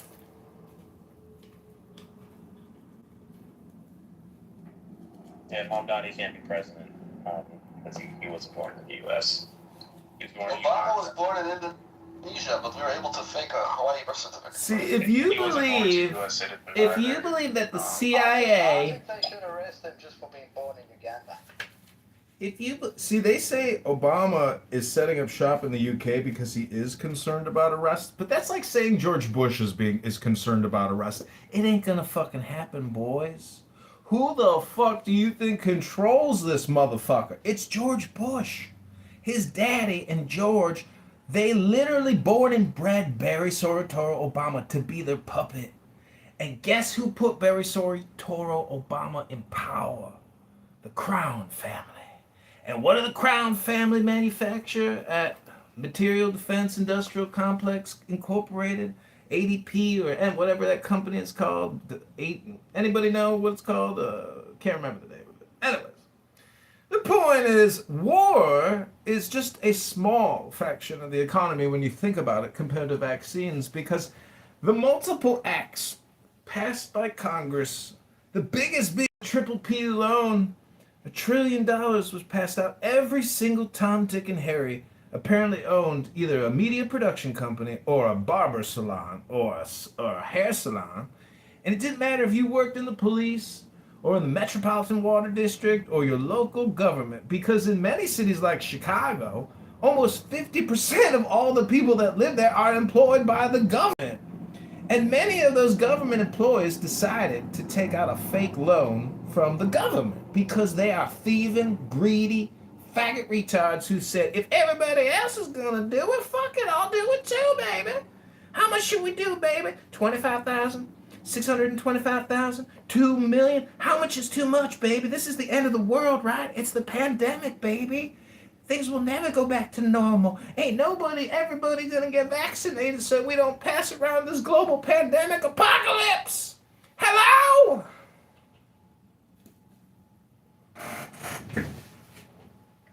The mockingbird sings to sing. And to answer these mutts questions is being that they're talking about future things that could happen. Shut up, you anti-Semitic, racist piece of trash. You talking about throwing horse shit at Netanyahu? You're sitting at the fucking United Nations? You fucking anti-Semitic, racist piece of trash.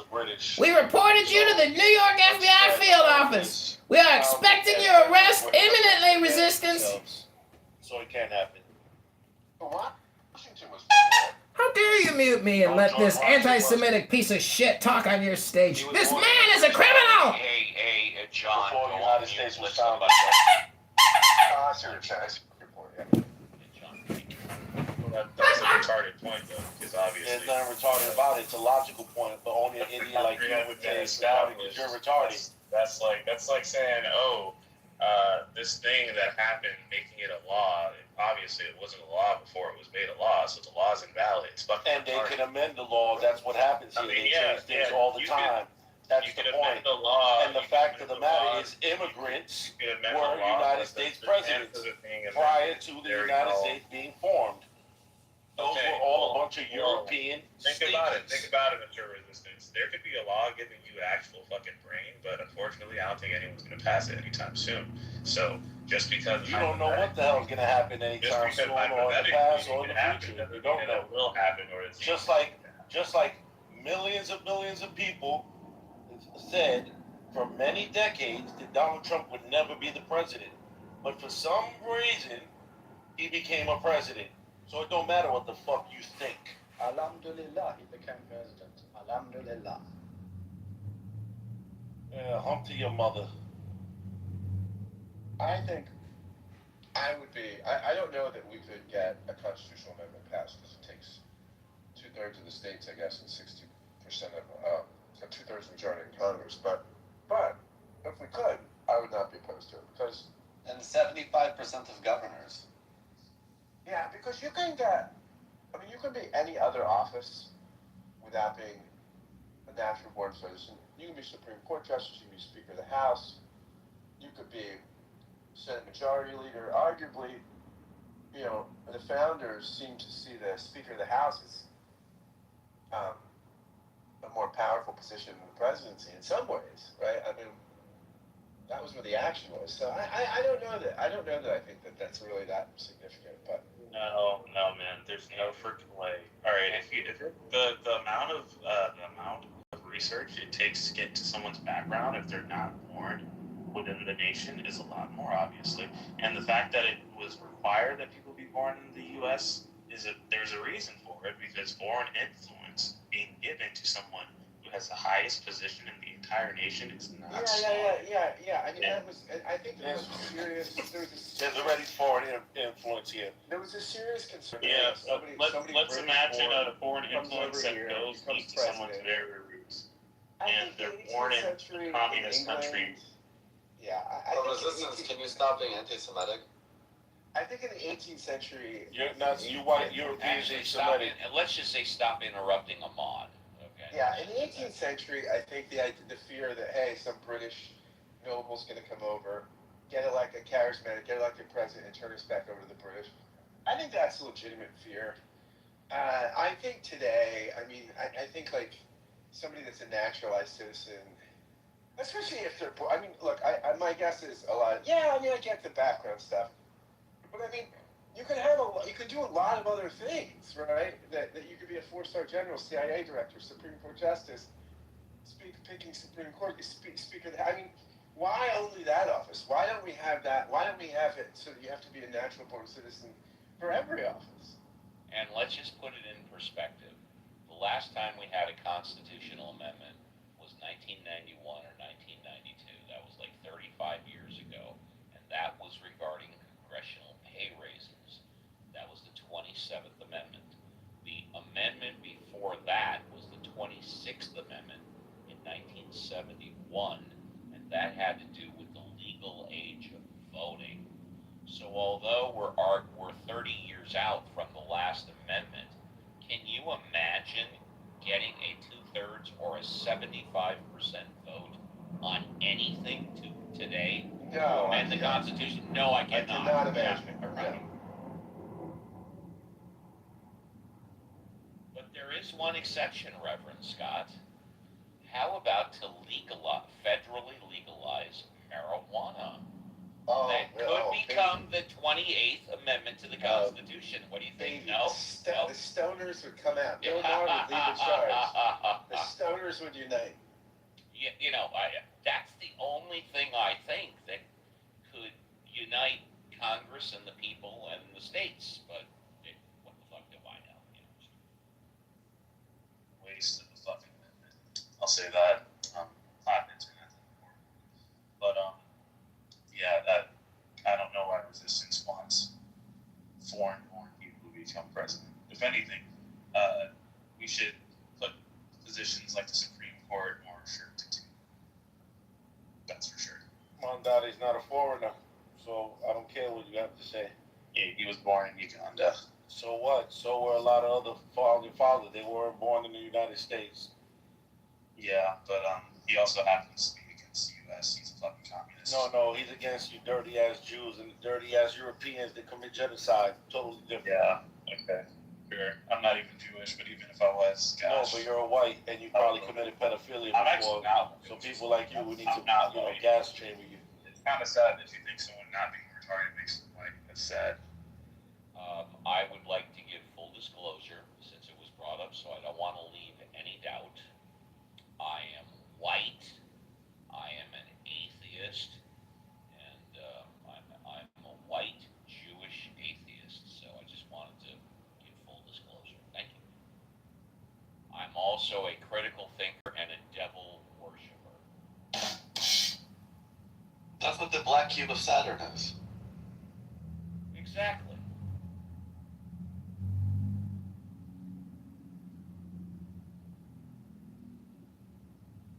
Did Resistance get kicked or do you? I haven't kicked anybody, but have fear. I kicked him. I kicked him for anti-Semitism in the middle. Okay. But have no fear, you all. I'm not running for political office. I've got way too many skeletons in my closet. Yeah, that's sad. I wanted to hear him spew his retardation more on stage, unfortunately.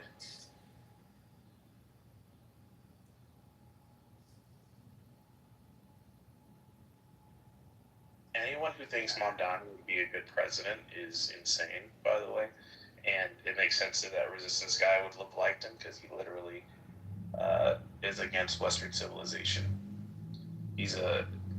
Seems like he's sympathizing with radical Islamists.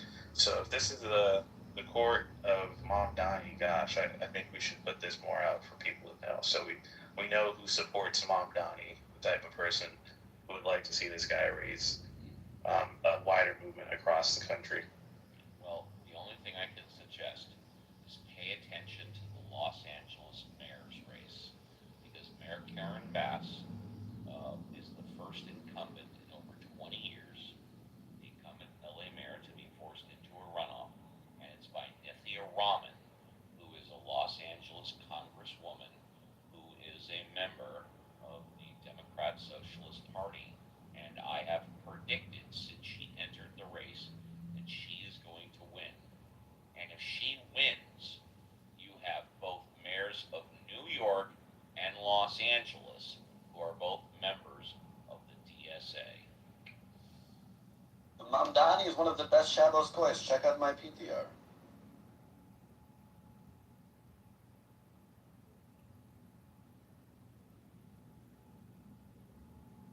I don't even get the joke that's supposed to be from that, but it's just so ridiculous.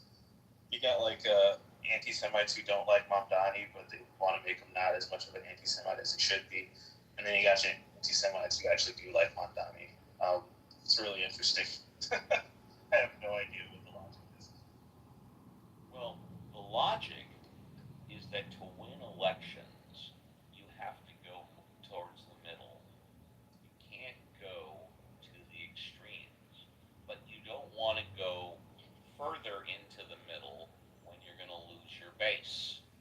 Therefore, you have to figure where the gray area is, and you go into the gray area towards the middle.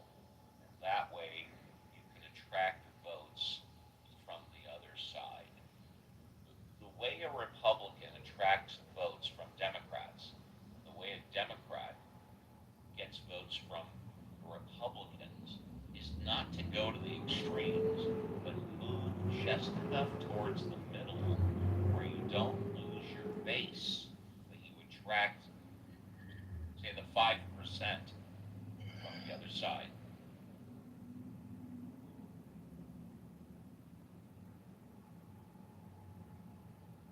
And 5% generally is all you need.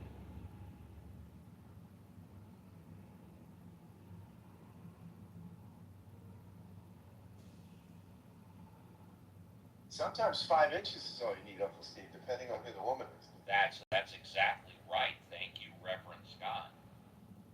Sometimes 5 inches is fine. Sometimes 1 inch works, you know. Depends how you use it, you know. Sure. Only with Asian women.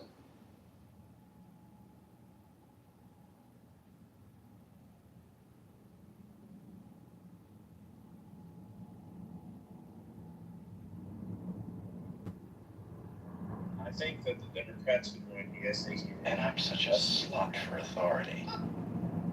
I think they should run DSA candidates for the next 2 years leading up into 2028 and nominate someone with the same mindset as president.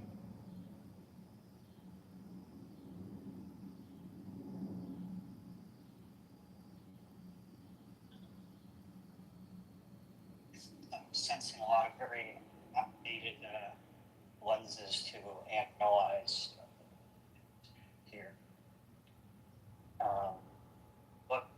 first say that I consider myself to be center left. I'm not a fan of the DSA people for a variety of reasons. That being said, the idea that it's like, oh, there's like the left and the right and the moderate candidates in the middle, like moderate voters don't really like, they're not a significant portion of the voting bloc. And a lot of times these people are not centrists in the sense that their views cluster towards the middle, but they actually are basically non-ideological and have a whole bunch of heterodox views across the entire, what we would call like left-right political spectrum. So people also are not very good at actually sussing out the ideology of a candidate. I have no doubt that a DSA adjacent candidate, if they are a extremely strong, charismatic personality, could do very well in a major election, depending on their rhetoric and personality. I don't like this. I think this is a problem. I prefer more moderate. But I think saying, even using talking about the right spectrum in the current kind of era, where there's also this huge populist establishment dynamic, I think the left-right analysis just misses a lot. I think you miss a lot, Kevin. And I just want to say that Democrat, progressive, pluralist, socialist, communists will never win in America, and there are limitations and restrictions in place, checks and balances, which will prevent any significant social or cultural change. And that's because if they don't lift the budget, the debt in this country, the debt ceiling that Congress approves, there will be no funding. And we are witnessing in real time the federal government, Pete Hegseth, or the mayor of Chicago, saying, "We ran out of money. We need more money." And so a Democrat, progressive, pluralist, liberal, socialist, communist is essentially neutered when there's no money for them to spend on their ridiculous programs and projects. This is Ayn Rand. I am complete. I'm going to disagree with you. The DSA just won the most important mayor's race in the country. How can you say with a straight face? Disagree with me on what? They'll never win anything important. I didn't say win. I said spend. If there's no money, if the national budget is not lifted by Congress, there will be no money to spend. The budgets that are in place will have to be allocated to what they're allocated to, or the DSAs steal from the pensions by borrowing from banks, and banks will gladly lend. They will gladly issue bonds on behalf of a city and collect the fees. They don't care about the liability. They need the transaction revenue.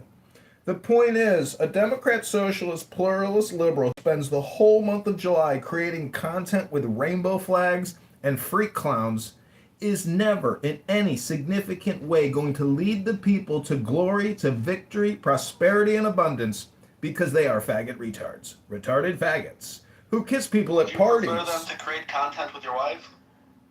Listen, free Andrew Tate. There's prosecutorial misconduct involved in the prosecution of our great Mahdi, Andrew Tate. I am complete. Yeah, it's always, I like what you're saying. You string together a lot of the words, and in certain contexts, those words might actually have a meaning, but you manage to spin them in a way which is almost entirely devoid of all meaning. Projection alert system has been activated and detection has been made. A projection mirror has been put up to collect your projection. A projection mirror is collecting your projection. A projection mirror is collecting your projection. I'm getting. Can you just kick him? I'm not actually engaging in a conversation. He is excellent at baiting. Hello. Master Bader.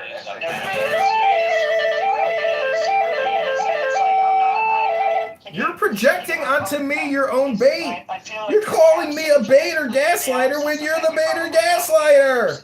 You're the bait gaslight, not me. That's you, Kevin. That's all you do. Faggot retard. Retard faggot. Well, okay, interesting. So, are you guys? This is the stage you want? It's up to Reverend Scott. Let's lay down the facts very quickly. How do we move down? How do we move down for a second? Well, that's up to you. Let's give the facts for 60 seconds. The DSA just won the most important mayor's race in the country. That's undisputed. We now have the second most important mayor's race in Los Angeles, which I spoke about 5 minutes ago, and it's the first time in over 20 years that a Los Angeles who's breathing heavy. Oh, sorry. I'm sorry. I didn't know it was I had you. a very difficult workout yesterday. No. That's fine. I'm sorry. Pick something Yeah, up okay. today. No, sorry, it's okay. Sorry about that. No, it's okay. So the DSA, Mandami, won the New York mayor's race, arguably the most important mayor's race in the country. We now have the Los Angeles mayor's race for the first time in over 20 years, where an incumbent Los Angeles mayor has been forced into a runoff by a DSA candidate, Nithya Raman, and I predict, my crystal ball says, she's going to win.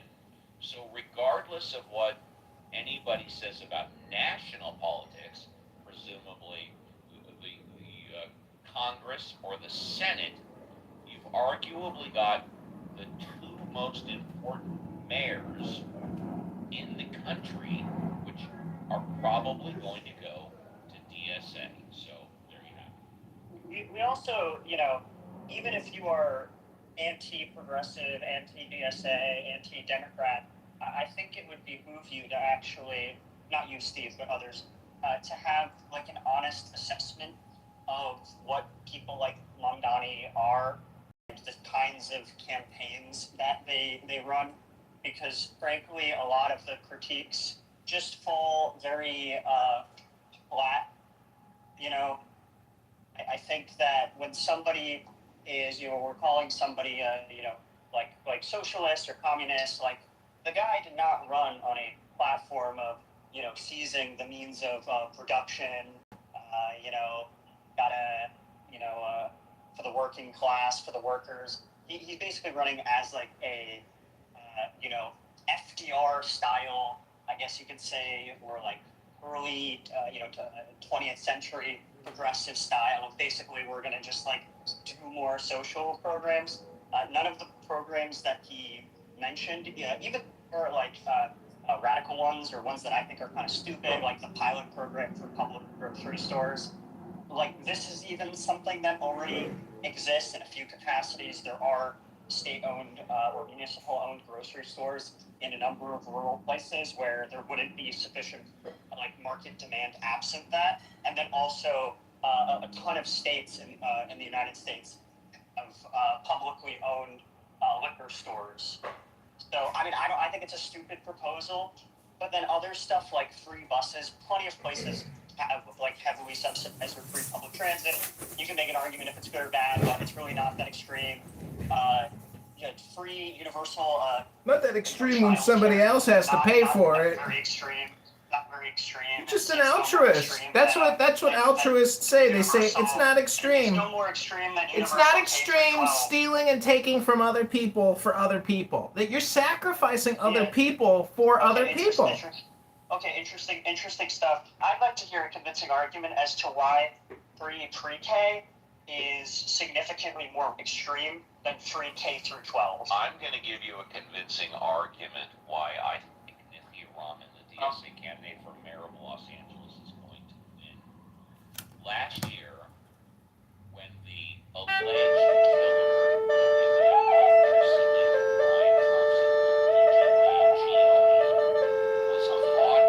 was caught on film, laying in wait, and then shot this guy in the back, basically assassinated him, that the poll for voters 18 to 34 in America, registered voters, 40% of them said they approved of Mangione killing Brian Thompson, basically assassinating him, basically shooting him in the back. I was blown away. I couldn't Well, Steve, you gotta understand psychology. Look at Can I Dillinger. finish? Go on mute. Okay, I can you won't tell take McZed long. to also go on mute? That's your second warning. You're letting the troll stay on stage. Well, that's up to I'm not going to kick him. This is How Reverend do we Scott. remove someone from the stage? Kicking him would be anti-Semitic. But I will only take 60 seconds. If this were to have happened 50 years ago, there is no way that there would be a 40% approval of shooting somebody in the back, basically assassinating the guy in broad daylight. But you have a 40% approval of Mangione shooting Brian Thompson in the back in broad daylight. And this is why the DSA is going to start really taking over the political compass, pardon the pun, because this is what these voters think. They don't think like me. They Kick me! Fucking retard! What the fuck I'm talking about. I'm an idiot. I'm a stupid fuck. I don't approve of assassinating people in broad daylight. But 40% of registered voters, 18 to 34, approved of what Luigi Mangione did. I don't want to be a pedantic, but would you mind sharing? Please. Do you know like the exact wording of the question by any chance? No, okay. No. It's an excellent question. The answer is no. But if you take a look at the polls that came out 1 month after the murder, or the alleged murder, 40% of 18 to 34-year-olds approved of it. But the answer is no to your question. Okay, on that, I mean, I would first say I agree with you. I think it's absolutely disgusting that anybody would defend what happened. I think Brian Thompson is a much better person than Mangione ever was, based on reason. And also, that's just not how we do things here. That's like a very strong view that it's like third world shit to me. With that being said, I think one thing we might be confusing here is that is like all the support for that is concentrated on the left wing, this is like an opinion you'd have if you're only looking at things through like the left-right spectrum. But if you are looking at it from the populist establishment thing, you're going to get a lot of people who are on the political right who are like not at all fans of the big insurance companies. And this is, I would need to find exact like person data on this, but to speak a little bit anecdotally, I remember looking at like right-wing YouTube channels where this happens, specifically like Daily Wire stuff, Ben Shapiro's podcast, Matt Walsh, and they were all saying, this is terrible that this guy was shot, which I agree with, was terrible. But a lot of their own fans in the comments are saying like, no, like basically like fuck these people. Like these people make, like I pay so much money in insurance, they make money, like 9 people covered. Like the upset with the health insurance industry is not, something that is exclusive to the political left. And insurance is a scam. That's why I say America. Also, I wouldn't extrapolate this out to say that this gives DSA candidates a high likelihood of winning because there's a lot of support for this. Once again, my previous point, which wasn't really addressed, I think we're heavily over-indexing on ideology here. Voters are not good at determining the ideology of the candidates. Voters don't really understand ideology, and a huge percentage of voters are basically partisan, non-ideological. Wouldn't you think that most voters are able to identify key aspects of a candidate, like just by advertising to the voters?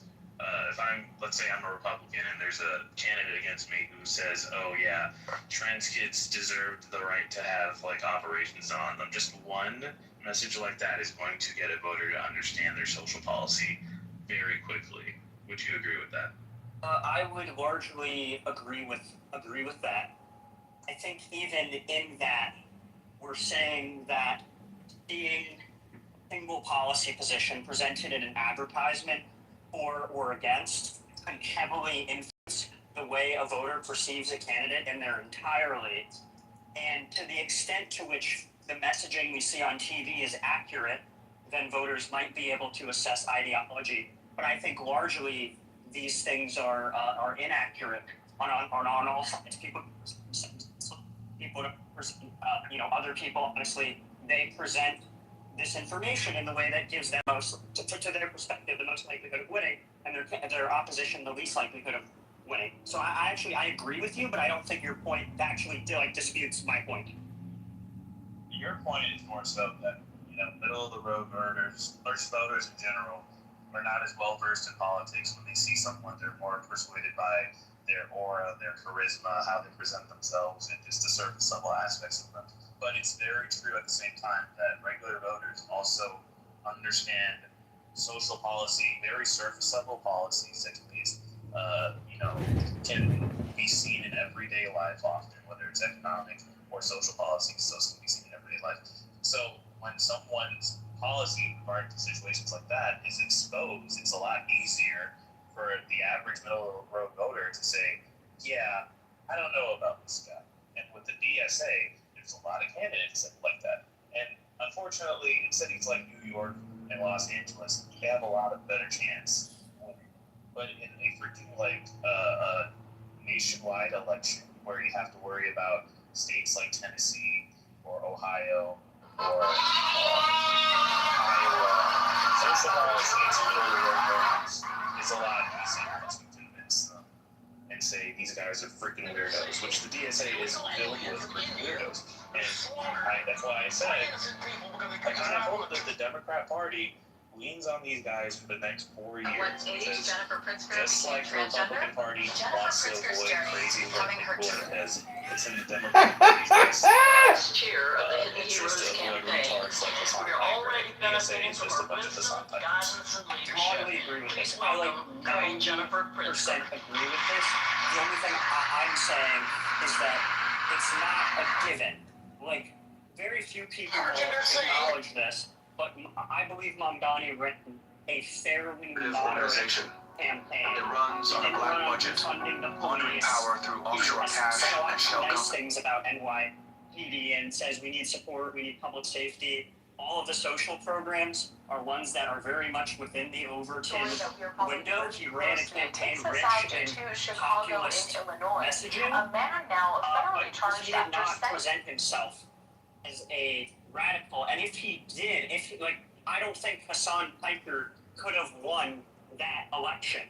He says too many absolutely crazy things, and I just think a lot of people want to conflate these together. But broadly, I agree with you. I would like the Democratic Party to really ostracize these people that are actually truly anti-capitalist, anti-Western. This is to me unacceptable, and I agree with you, but I just don't think it's completely outside the realm that if they're otherwise good candidates like Mamdani and they run fairly moderate campaigns, that they could win. So then my question to you would be, considering you think he ran a moderate campaign, do you think if he ran his campaign against Trump rather than Kamala, that he would have beat Donald Trump on a nationwide election? That's a tough counterfactual, but I think there probably is a solid argument just because of that populist establishment dynamic that I talked about earlier, that he would have done better than Kamala. He's also just way higher on the charisma index, and I think that's something that Kamala, which even you probably agree with, and I think that's something that Mamdani and Trump have in common is their really strong ability to just hammer on core messaging and to always redirect to the core message and the core policy objectives. With Trump, it was, that we're going to do tariffs, trade has been unfair, we're going to build a wall, we're going to do deportations, we're going to make energy cheap. These are policy objectives. And I think Mamdani did a similar thing where he hammered home on the free childcare, free buses, I think Mamdani probably would have done I think you're looking at the fact that he did successful in a place like New York and you're framing his campaign as moderate in comparison to how radical it could be, but you're forgetting just how radical it was on a nationwide scale.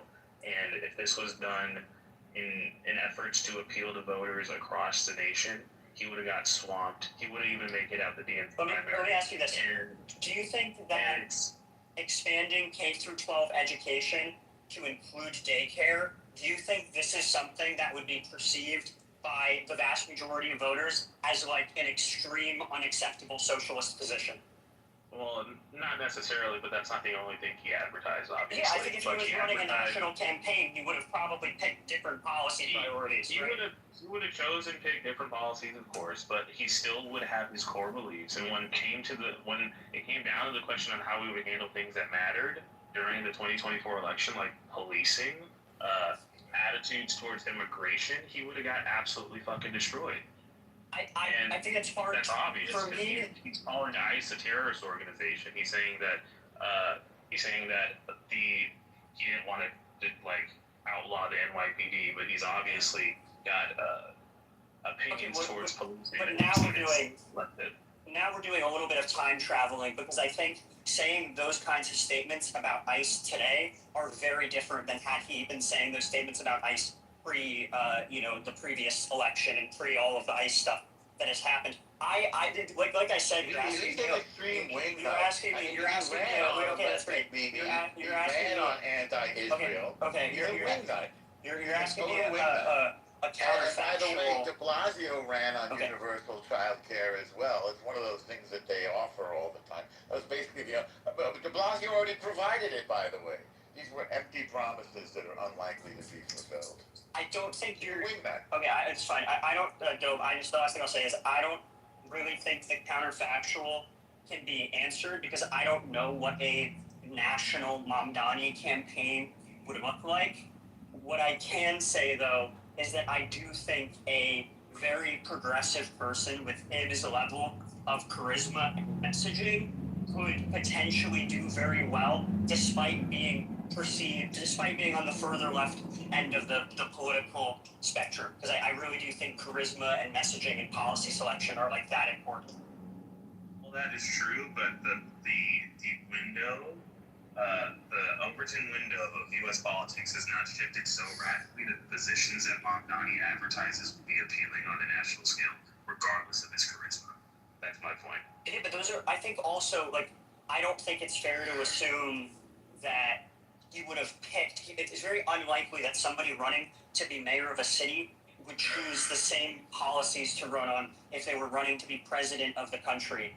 I don't know. I would have to see what. But if I could imagine, let me just give an example. If I could imagine Mamdani running on, I'll just scale the policies up, doing a large build out of U.S. public transit, of doing universal child care, wanting to do something on health insurance, some sort of public option or large scale ACA expansion. I do think you can win on this platform. Now he's not running on seizing the means of production, large shares on expanding healthcare. Yeah. Why don't, with all due respect, very quickly, why don't we get realistic? He's not eligible to run for president. So how about if he's successful at mayor of New York, he runs for re-election. Mamdani is 35, 36 years old. He was born in 91, right? He's 35 years old. He runs for re-election. He gets elected for a second term as mayor. That takes him to 44, 45 years old. And then he runs for United States Senate. And then he gets elected by New York as a senator. Let's get real. Communicate these plans to the local rabbis. The whole point of this is to show that the DSA is grabbing a foothold of the Democrat Party. Not to the extent where they're taking over, obviously, but they're getting more influence. And my entire point was, if there's more Mamdanis, the DNC is cooked, and I kind of want that to happen. And I think that there are going to be more Mamdanis. However, I question whether or not the Democratic Party is cooked, but I completely agree. There's going to be more Mamdani. Yeah. I mean, you could disagree on the level of which they'd be screwed, But I'm saying that Kevin was saying, you know, if Mondani ran nationally, he'd have different ways to appeal. But when push comes to shove, he's still going to have to answer on the core issues that Americans care about. And how he handles those issues is different from how a lot of Americans would like to. I completely agree, but the fact of the matter is he can't run nationally. It was a hypothetical. But when we talk, I understand, but when we talk about more Mondamis, let's get real. We've got Nithya Raman in Los Angeles, who I predict, and obviously my crystal ball can be wrong, is going to become mayor of Los Angeles at the end of the year. There's your next Mondami.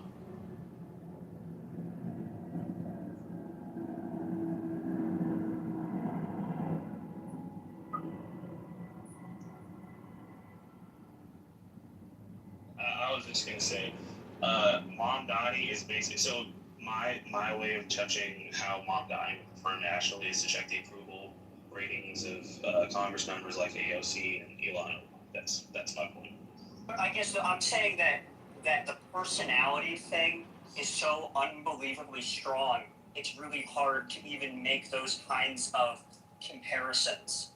Like, I don't think the voters are not largely voting based on policy platforms. This idea that the voter is sitting down with four Windows tabs open, comparing policy platforms and determining who to vote for based on that. This is just not how voters actually operate. The political science research on this is pretty clear that voters basically choose who they want to vote for, and then they adopt the policy platform post which seems crazy, but I could give this is like my area of education, so I could give specific examples, but I don't want to bore people in the room, so just take my word for it.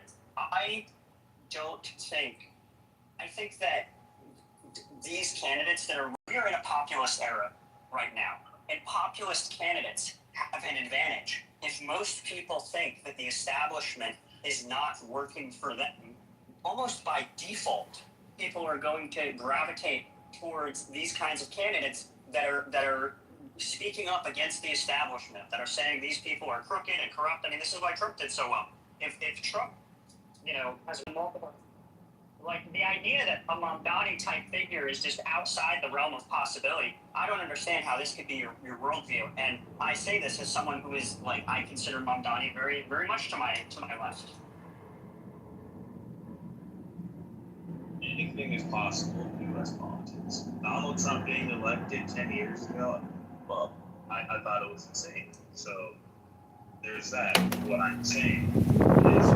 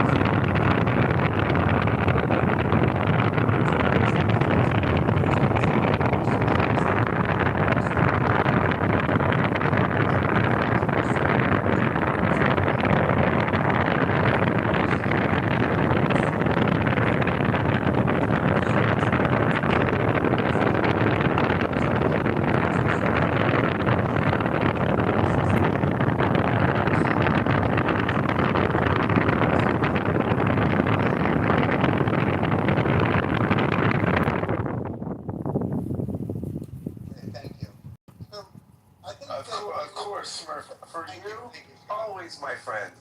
Thank you. So, I think that, first of all, Trump's mannerisms and his demeanor and his ethics are revolting to all highly educated people. So if you survey everyone in America who has a PhD, they will throw up at the mention of Trump just because he just rubs people the wrong way with his demeanor. However, when you poll people about his policies, when you don't name them as Trump policy, when you say to people, hey, imagine a candidate that's running on this, are you in favor?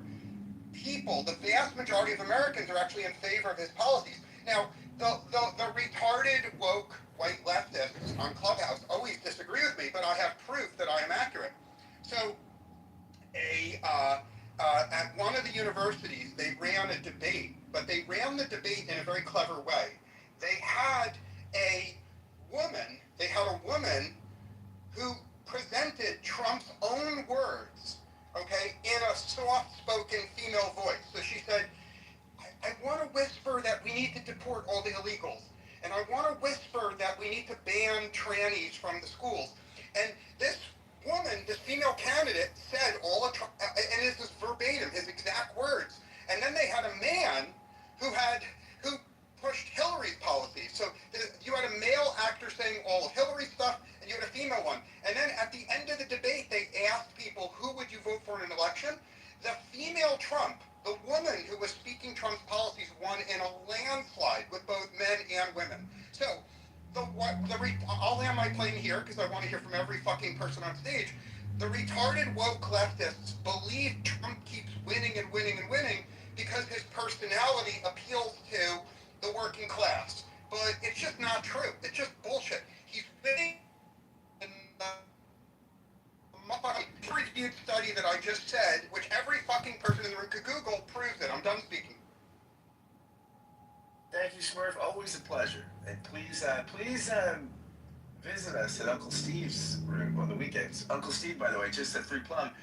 Uncle Steve hosts 2 great rooms. On Saturdays, Ask Uncle Steve from 7 a.m. to 10 a.m. Pacific Standard. That's 10 a.m. to 1 p.m. Eastern Standard. And Sundays, Ask the Atheist.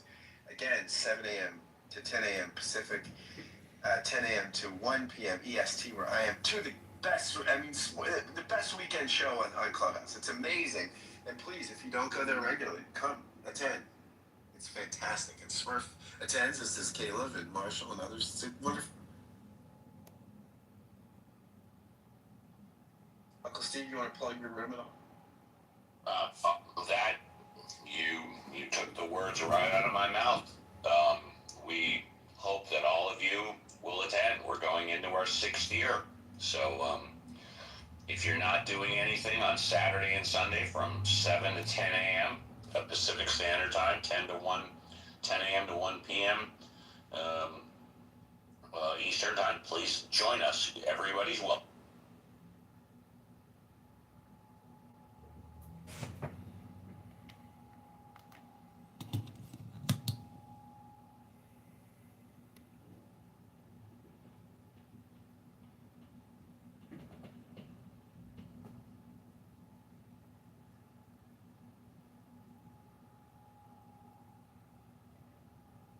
All right, Smurf, anything else for us, buddy? You're on fire today. You were great with politics. You've been great with Philadelphia and Pennsylvania geography and lifestyles. You've been on fire today. We love Smurf. Marshall, how are you doing, pal? Oh, I'm doing great, man. How about yourself? How are you doing? I'm all right, pal. We're just talking a little blood libel today, and this is, as Christians, we're concerned with the history of anti-Semitism. We do not like blood libels. No, we as Christians do not. We as Presbyterians in particular do not like blood libel. We don't like it. I'll answer you succinctly, Scott. So since people were criticizing what I said, I posted a link in the room chat that shows a soft-spoken, kind-hearted female Donald Trump kicking the ass of a male Hillary. And any honest person in this room should read it. It'll probably change your priors. Separately, I'll be succinct here. The most popular policy of Trump, by far, when you survey Americans today, is his policy on trannies. The Trump tranny policy of not allowing people with penises into the female locker room polls at 80%. And the Trump policy of not allowing people with penises to compete with little girls in sports polls at 70%. So I think America is gifted. America has the providence of God smiles on America. The providence of God has persuaded all of the white leftists on Clubhouse to demand policies that are so unpopular they guarantee that Democrats will lose some elections. So the Democrats are going to lose Michigan. They're going to lose. They're going to lose Maine. They're going to lose a lot of elections because the Democrats have deliberately chosen the most unpopular position in America, and it's unquestionable. It's like religious dogma, right? I'll post the link. The religion of the Democratic Party is that you must have penises in the girls' locker room, and anyone that says you shouldn't is an apostate to the religion. They're actually risking death by saying it. So America is blessed that the Democrats have chosen to commit suicide by choosing a policy which they know for sure, they know with absolute certainty is going to lose them elections, and they do it because they believe in it. And it's admirable to believe in something, even if it's unpopular, but that's the fact. And I have multiple links that prove it, and I would invite all the white leftist retards on stage to try to refute what I'm saying. I'm hoping I'm not in that category of left. I'm just I'll just say, you know, what an invitation. What all the white leftist retards, come engage me in a conversation. That's really, really wonderful. I think he's one of your people. I think he's one of the tribe with that. Yeah, so what? So what? Just say, you know. Beautiful. I love it. I like him. He's the best troll on the app, and I probably the most interesting troll here. I love him. I think he's the absolute best.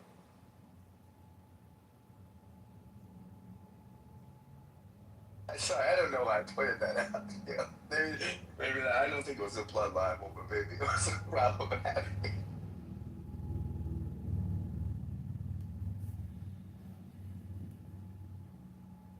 By the way, the commentary guys, I don't know if y'all listen to this podcast, but it's a great, it's one of the best conservative podcasts out of Commentary Magazine. Very smart guys. I mean, I often disagree with them on a host of things, many things, but they're great. And their discussion on the blood libel stuff, the history of blood libels, how this is a contemporary blood libel, I thought was actually outstanding. It's yesterday's podcast. If you wanna find it, it's in the title is Mamdano, and I will put the link in the. I think you're correct. It is a blood libel, Scott, and to be succinct, throughout history, blood libels precede genocide. So basically, if you look at the Hutus and Tutsis, which everyone in the room should Google, one group of Africans, for reasons I don't fucking even understand, hated another group, and they were psyching themselves up to kill them with machetes.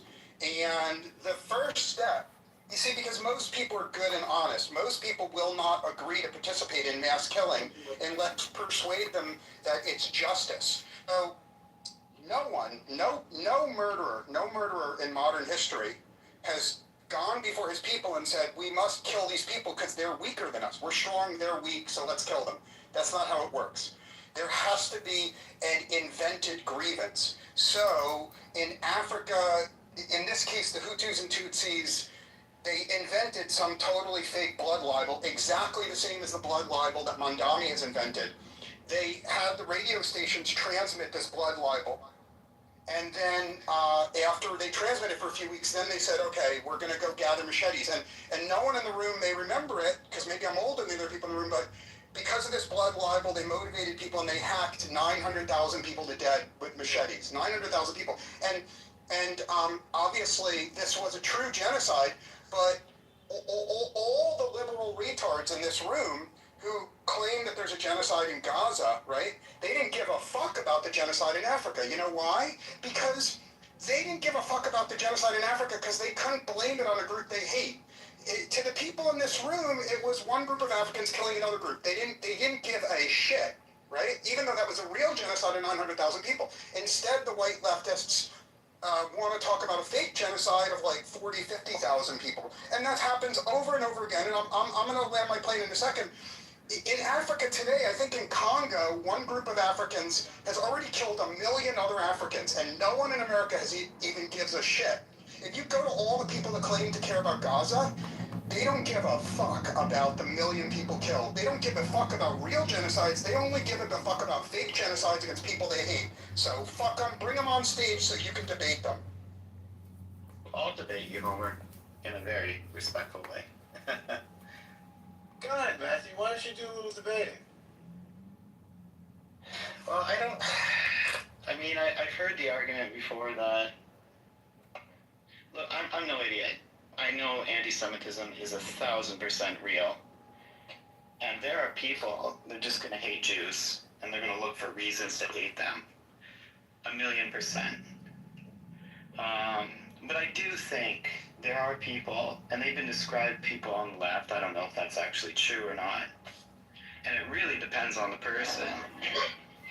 But I think there are people like me who genuinely like Jewish culture and genuinely interested in Jewish history and appreciate the Jewish people for all they've done. All they've done for the world. Disproportionately, I feel like the Jewish people have contributed tremendously to the world in many, many different ways. At the same time, I think it's perfectly plausible to not be anti-Semitic whatsoever and to criticize some of the things that Israel has been doing. I realize that that Israel has a very, it's you can't compare it to the United States or Canada with our giant oceans on either side. It has a very small margin for error. It's basically landlocked. I mean, it is against the ocean, though. It's pretty much a wall, and it's surrounded by cultures and people that don't always appreciate it, to say the least. However, I do think what happened in Gaza is atrocious. I think it is horrible. And for those people who say, there's different standards set for Israel than, for example, places in Africa, I do agree with that as well. I agree with that as well. And if I were Jewish, it would be very difficult for me to split the difference between people who are not anti-Semitic, but who don't like seeing terrible things going on, and people who just want to find a reason to hate Jews. So I understand, from the Jewish perspective, from being picked on since the beginning of time, that criticisms of Israel can look anti-Semitic. I understand that. I get that. However, not all criticisms of Israel is anti-Semitic. And then also, in addition to this, and I think a lot of people would agree, is that if the common response to any kind of criticism of Israel is, oh, that's anti-Semitic, sometimes it can be, but if this is too commonly said, I don't think accusations of being anti-Semitic sort of have the same gravity as it once did, There are news reporters, very popular newscasters coming out and saying, hey, I'm proud to be called anti-Semitic because that just means that I'm on the right side of history, and there's too many people trying to deflect by saying that and get caught on to this game. So it's a complicated topic, and to be honest, I think we shouldn't generalize about Israel. We shouldn't generalize about people generalize, certainly not about Jews. We shouldn't generalize about anything. Yeah, Matthew, I just want to say that's great, thank you. And I think it's certainly not anti-Semitic to critique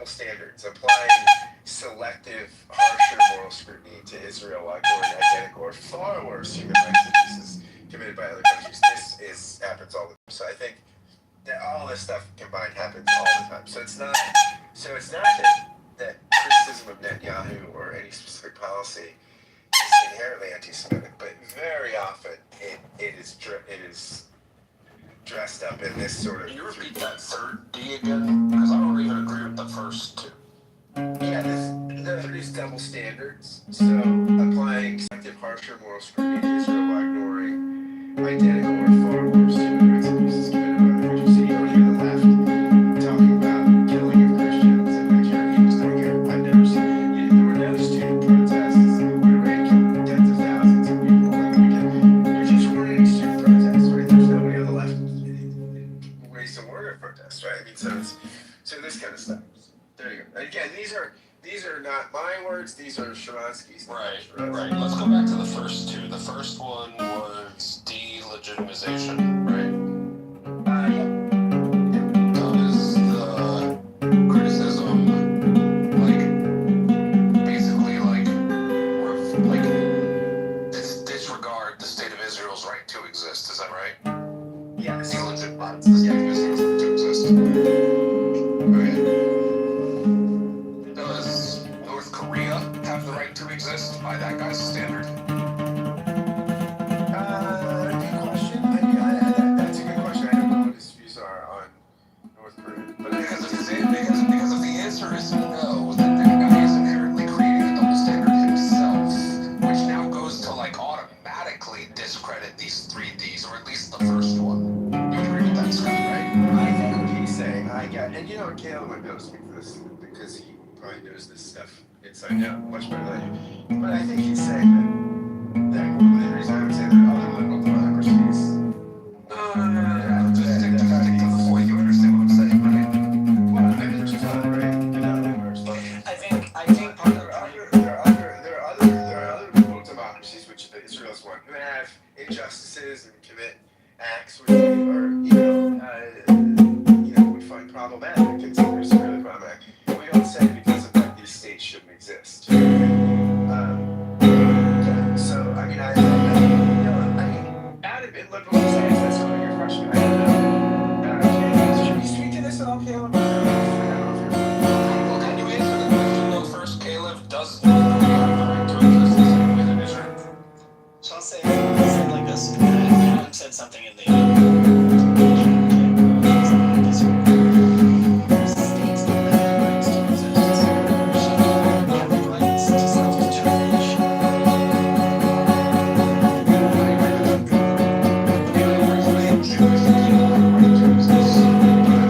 Not only exist, have the right to self-determination the same way that Greek people, Japanese people, Koreans, any group that identifies themselves in those territories has this right. I think this is codified in some kind of UN document of some kind. Americans may be American. The problem here in lies when you claim that your self-determination is dependent upon this fear that all of these other neighboring countries and people around you just inherently have it out for you, and that you must basically eliminate those threats at all costs, at any costs. And then those other people are like, well, they have it out for us because they think that we have it out for them, so we must also back and eliminate that threat at all costs, at any cost. What we have here is a failure to communicate. What will likely occur is some sort of genocide in one regard or another, no matter what. Yeah, I mean, I agree with a bunch of that. I think I don't, yes, the state of Israel was created in large part because of safety of Jews and in order to have safety of Jews. But the national identity of the people of Israel, of the Jewish people, did not begin with that phenomenon. That is an old, centuries or thousands of years old identification that we have, way that we self-identify. I think that's really important to mention. So, look, modernity promised the Jews safety in majority societies. lied. And that's why we need a state of Israel. Why did the state of Israel have to be where it is? Where else are you going to put the Jews? The most natural place for the Jews is in the place where our civilization and culture originated. Or maybe it would have been where the largest political congregation of the Jews that were lobbying for the creation of the nation state of Israel already lived, which was in the West Europe, the Western Europe area. So maybe perhaps They were looking for a sovereign European country. Maybe perhaps after they weren't looking for a sovereign European country is partially what I'm getting at. Why not? They already lived there. They didn't, because that place was hostile to them. Well, so is this place. In fact, this place is so hostile to them that they deem it necessary for them to be hostile to everybody else in response. Okay, so there is an argument there. I think there is an argument to say there that regionally speaking, as far as a neighborhood goes, yes. They put the country in the neighborhood, in a neighborhood that was already antagonistic. But here's the thing for a long time. Hold on, hang on. I think that's fair, right? There also was a resistance to even the presence of any kind of Jewish political entity there. Right? So it's not, I don't think it's only about the Jews or the Zionists choosing a different place. But it was, you have to understand philosophically about Zionism and philosophically about Jews for 2,000 years. There you go. This all goes back to a religious philosophy. It's not a religious thing. No, it's not a religious thing. For thousands of years, the people amongst whom we lived told us we were from Palestine. That's what they told us. You don't belong here because you're not from here. You're from that other place over there. And what happened to all of the people that were living where the state of Israel already is in Palestine when those Jews decided to move back to that Palestinian area? You're absolutely right. They still live there. They still live there. Yeah, they actually do still live there. But look, Florida, I agree that my self-determination does not have to should not come at the expense of somebody else's or be accomplished through criminal means. Okay, I agree with that. Okay, and it's also the case, right? I just want to push back on the religion thing. They told us we weren't from Germany. They told us we weren't from England. They told us we weren't from Morocco. They told us we were from Palestine. And then we go back to Palestine and they tell us we're not from. This is a problem. I just wanted to make the point that there's countless ethnic minorities all over the world who don't have their own state / right to self-determination. I don't believe such a right exists. I mean, people can fight for it, right? They can fight for a state, but you have no inherent right to have a state. Nobody does, right? If that was the case, there's a whole bunch of states that don't exist anymore. Yeah, and this is not something we don't believe that Catalans in Spain have a right to a state. If they decide that they want to have one, they're not going to be able to carve out the territory of Spain and get one. That's not going to happen, right? Native Americans have no state in the United States. They're never going to get one. Right? It's not going to be a thing. I don't buy this for even a second. There's all sorts of the borders in all of the sub-Saharan African countries. None of them recognize rights of statehood to various ethnic groups in any of those countries. Right. So, people do not have some inherent right, which we recognize across the board for all peoples to be able to self-determine. Because if you do that, it just devolves into it's a never-ending cycle of splitting up of states. Yeah, but I think what we see, I think the whole principle of international law kind of rests on this idea of territorial national sovereignty, self-determination. Once you're a nation, and you get to control that, and there's no empires anymore, right? And what have we seen? Lots and lots and lots of new nations formed. Last 100 years, most of the nations on the planet are new in the last 100 years, right? Because of this exact idea in modernity. So, wait, before you guys keep going down this road, because with Yeah. this. I engaged with you in this rhetoric that you chose to like respond to me with, but you never answered my question directly nor succinctly. And I'm just going to repeat it again. Okay. Does North Korea have a right to exist in the same way that Israel? I think so. Do you really think so, or are you only saying that to try to be like ideologically consistent for the purpose of an argument? I mean, I appreciate the question, but yeah, I think so. I really do think so. I think Koreans are a nation. Yeah, like but- Chinese are a nation, and Japanese people are a nation, and Jews are a nation. Okay, well, Yeah.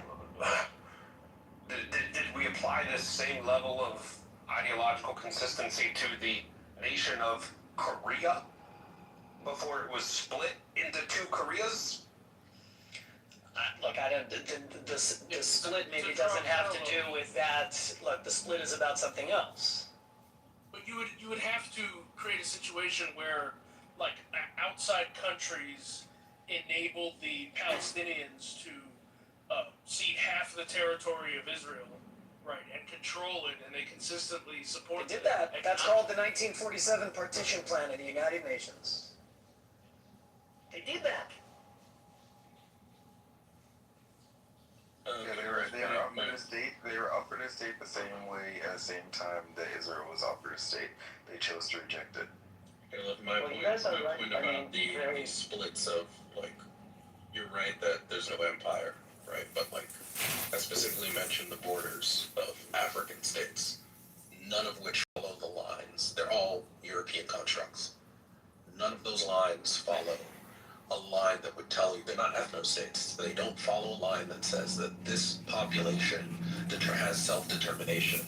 It's a whole bunch of populations which would have never agreed to be in a state together, but were locked into a state by a third party. And now those borders are frozen. They're They frozen. cannot They get can to use them if they choose to. self-determination. They're frozen. They can choose. They can change them if they They choose. can't. Yes, of course they can. Anybody can. Yeah, it might happen. You can change borders through war. It might happen through war, but you can. I think that's the notion of self-determination, that discrete political entities get to define how they would like to organize as it relates to the rest of the world. That's my point. If you What's have to stopping have them a from war, changing that the is- borders? What's stopping You them have from you changing? have to fight. So the Wait, argument what's stopping? that there's What's stopping them from? one second. The argument. They don't have The to fight. argument. You can make a decision. The argument was that self-determination is this right, which inherently means that you don't have to kill people. You shouldn't have to kill people. Like, it should be recognized by international law that you should just be able to do this thing. But in fact, the only way you get this sort of thing, the only way you get this sort of thing is by killing people, which means it's not really a right, right? It's force, and it's fine. Like, I'm just saying that I don't believe in this idea that there is some inherent right to a state. It's all force, all the way down.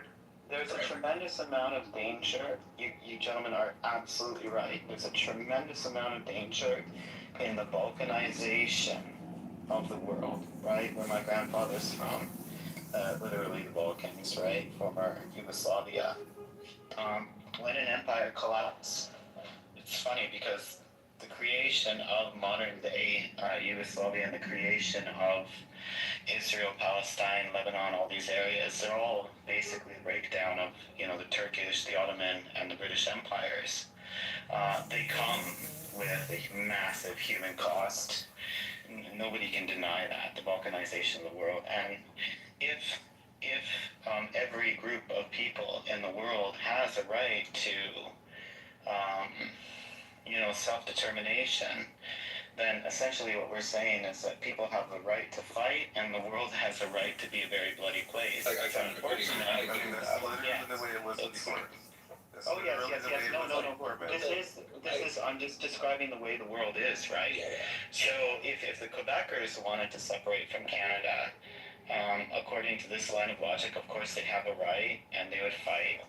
And so basically, if we say people have the right to determination, then they have the right to fight and die. They do. I just want to say, just one sec, real quick. It is a part of the UN Charter, explicitly. So you might be right on the analysis, Okay, but the world, at least as part of the UN, has decided that the idea that only you and your group get to decide what kind of government you have, that's in the UN Charter. Right. So the question is not one of does the nation have self-determination. America never signed on to that, so we don't respect that for a second, right? We'll go into your country. America's not a signatory to the UN Charter. We will go into your country at any time, and we will destabilize your government. You do something that we don't like. I mean, we've overthrown like elected governments in our hemisphere. Yeah, we're signatories to the UN Charter. We're not signatories to something called UNCLOS or the United Nations Law of the Sea. We're not signatories to that, but we are signatories to the UN Charter. Yeah, exactly. I think the question is not like, does Israel have the right to exist? At least not in the West. I've never heard any serious person say Israel shouldn't even exist. I'm sure they're out there. I'm sure there's outliers. I think that's more of a kind of like very, very stubborn people in the Middle East, where some Palestinians and some Israelis don't even acknowledge each other's existence. They're like, oh, what's a Jew? There's some people that have extreme points of view. They don't even believe that the other person exists. I agree with that. Right. I talked to leftists all the time. They believe it. I mean, which degree of leftism associated with that is definitely a major conversation.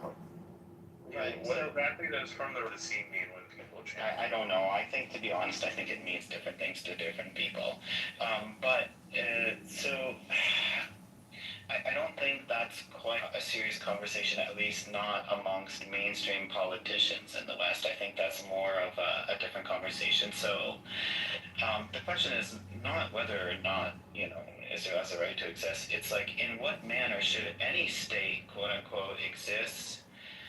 And then, of course, every other state has North Korea has a right to exist, of course, but I don't think any of us would say the way that it exists now is ideal, right? I mean, it would be a better place if everybody there lived awesome and happy lives and it was a high-trust society, right? So, I don't know. I mean, if you want to put aside the idea, does Israel have the right to exist or something like that, that's one conversation, but then in what manner should any country ideally exist? Maybe it's just we're speaking past each other's and speaking past each other in terms of what we mean by right to exist. If by right to exist we mean you have the right to utilize force in order to secure your borders, then I can agree to that. That's for sure. I agree. But if right to exist means simply by deciding that you are a people group, you get a state and others have to give it to you because you've decided that nobody's given anybody land. I don't think anybody thinks. I don't think that. The only people that believe the Palestinians, actually. Yeah, but no. I want my own country. What I'm saying is like by the second definition, I mean, America doesn't have a right to exist. America exists because people fought and died for it. That's the only reason, right? And if somebody comes along who is strong enough and overthrows America, America won't exist, right? It doesn't have a right to be there. That's how you gotta stay strong. Right? America, stay strong. So if that's the distinction that we're making, then I can agree to that, right? Like, you have a right to do what you have to do if you feel like you deserve a state or want a state to fight for it. That's fine. You got to remember also two things that I think are important. Right, we're speaking in the abstract and trying to make generalizations. That's good. We also have to consider the unique history of each people. Got to think, who were the people that created the state? They were refugees. They literally had nowhere else to go. That matters when you're talking about the establishment of the state, right? And need and timing and all those kinds of things. Yeah, but that's not Well, I true. think They didn't timing have is any such a other place huge to go. part. That's not true. They didn't have any place to go. In fact, there was a debate about whether or not they should continue to assemble. We're not having concrete. I'm sorry. That conversation was going to degrade, and we're not having that. The people on stage are great. We can have a great conversation. The the timing thing, I think that's one of the most contentious issues, right, Caleb? It's because certainly the Jewish people did live in this part of the world, like concrete fact, archaeological evidence, many, many years ago. And then I often hear, I'm, just repeating back what other people say, trying to clear up the conversation here. People will say, well, my rabbi, like the rabbi that I know, he says, of course there's conflict because you have two groups of people that are native to the land. And then the question is, like, one of timing. Some people would say because the Jewish people were there first or for a very long time ago, they have the right to the land. And then some people would say, well, the Palestinians or the native people that have lived there most recently, they have the right to the land because they were there most recently. And that's kind of, I think, where it gets messy in the case of Israel, because you can imagine. That's not what I meant by timing. That isn't what I meant by timing. Well, I'm just bringing up this topic because it is an important part of the conversation, the timing thing. No, but hold on. That's not what I meant by timing. What I meant by timing is like relative circumstance, right? Oh, okay, then I agree with you. That's what I'm talking about. Right, I'm not talking about over time who was there first. I'm talking about like the circumstance of the Jews at that time. Right. Yeah, but the way people talk about it is if the Palestinians are not on the land that they claim as their territory, right? Whether it's within Israel and the 2 million Palestinians that live there, which you call Israeli Arabs. I live 15 minutes walking away from a neighborhood like this, and then you have knocked himself out. And then you have the other people in Gaza and the West Bank and Jordan where they used to live. Like this, the Palestinians are still there. Yeah, they are. They still have the opportunity to make states. I don't think the critiques of Israel have to do with the way that Arab Israelis live. It's mostly to do with the West Bank and Gaza specifically. But if you're talking, I do want to bring this thing back to timing because I think it is one of the most contentious issues. If you give it an example, imagine, I have English blood, like I'm half British, right? My grandmother was born in England. There would be a tremendous amount of pushback if everybody with native, or not everybody, but if the people with native English blood went back to England and pushed out or kicked out the recent immigrants. So, for example, the Chinese English or the Indian English or something like that. So if you make that analogy, I think if the British did the same things as people with Jewish blood moved back, there would be this problem. And I think this is the primary cause of conflict. Because like we're supposed to be quote unquote post-colonial, blah, blah, blah. I know it's not true. And I'm not saying that white people are in any way any other than any other group of people in this world. We certainly are not. White people have done absolutely horrendous things. But I think the analogy does stand. You can imagine if you can imagine. I'm also Slovak, right? Half Slovak. I do have a right to go back to Slovakia. Apparently, I understand that I do. But if I went back to Slovakia and I kicked out Romani people from, they're kind of nomadic peoples, but they make up about 30% of the population of Slovakia. And to be honest, they're not the most valued group of humans in Slovakia. They're very much looked down upon. But if you had millions of Slovak ethnic people from the United States and Canada and Argentina and other places going back to Slovakia, kicking out all the Romani, there would be massive uproar. I think very similar to what's happening in Israel. However, it's not. That's not what's happening in Israel. That's not what's happening in Israel. That's the problem. Is that people are imagining things that are not actually happening. Well, they correct me. I'm all ears. I'm all ears. Yeah, well, nobody's kicking anybody out. I was here on October 7th. I saw October 7th happen. I got a link from this app that showed me the people in Gaza attacking and killing Israelis, right? I watched it. The Israelis were not kicking people out of Gaza. That wasn't happening. As a matter of fact, 20 years ago to this year, if I'm not mistaken, a situation called Gush Eretz happened where they removed Jews from Gaza and told the people who wanted to live there, they said, you can move here, become Gaza citizens, you can can stay in Israel and you can stay Israeli citizens. People chose to move to Gaza. They made that decision, and then they had elections, and those elections facilitated the process that created what Hamas is. Hamas was already created, that led to Hamas being their leadership. Nobody's kicked them out. You do have people who are settlers, like a minority group in the West Bank, that are problematic. Even the Israeli government says they're problematic, right? Like I'm in a group that talks about Israeli news in Hebrew. They talk about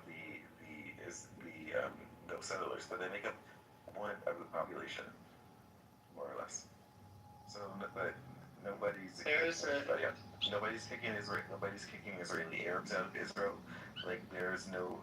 What you're saying is it's not. It's not good. Right. So I'm glad you brought that up because this seems to be the point of view, in the West. And if what you're saying is absolutely true, then man, Israel has a massive PR problem that it needs to correct, or somebody needs to correct it, because they're either,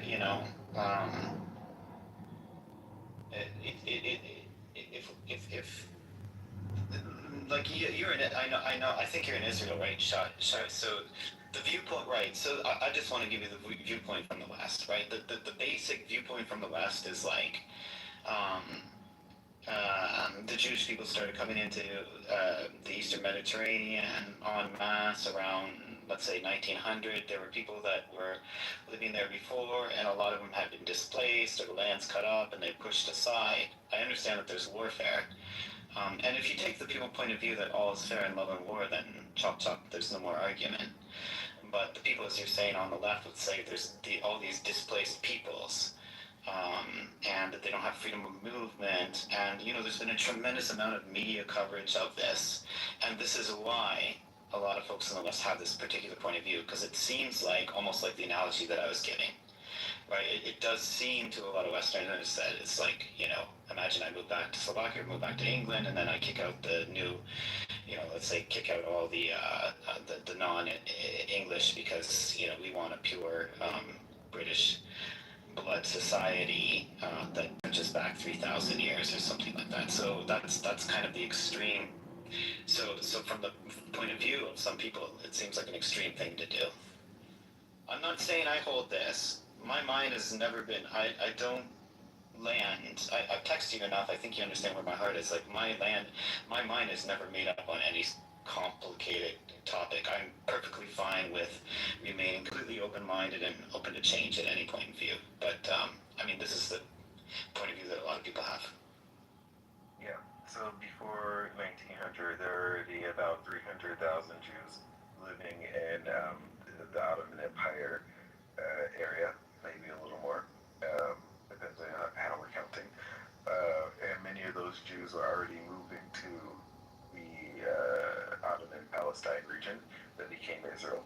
So you already had a bunch of Jews that were already moving there from the Middle East, and you also had it because of persecution, and you had a lot of Jews that were moving because they already are, or those that were already living there consistently, or you had Jews that were moving from Europe for reasons of persecution. What people don't realize is that at the time, Jews didn't even have citizenship in the territories that they lived in, because for the most part they were in the Middle Eastern countries. At least they were considered dhimmis, right? They had second-class citizen status. They were living in isolated areas for the most part. There were some places where they lived in somewhat integrated areas for some periods of time, but they didn't have like rights or privileges of citizenship like you would sort of presume. They were, in some ways, they lived the same way gypsies did, the Roman people did, however you want to call them. Before, like during the time of kingdoms, right, where they were just sort of like roaming around or isolated to particular areas.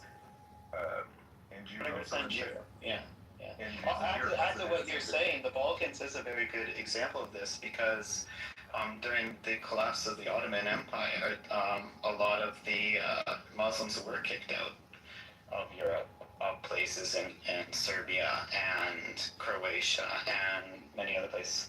Some of them stayed in pockets, But as the Ottoman Empire collapsed, they were very much, given a signal, go back to Turkey sort of thing.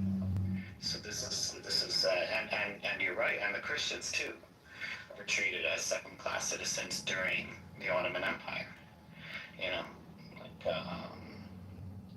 Most of the warrior class in the Ottoman Empire were taken specifically from Vojvodina, Serbia, where the men are massive people. For some reason, very, very large men. They were taken as slaves or sold by their families to the wealthy Ottoman landowners to serve in the Ottoman military.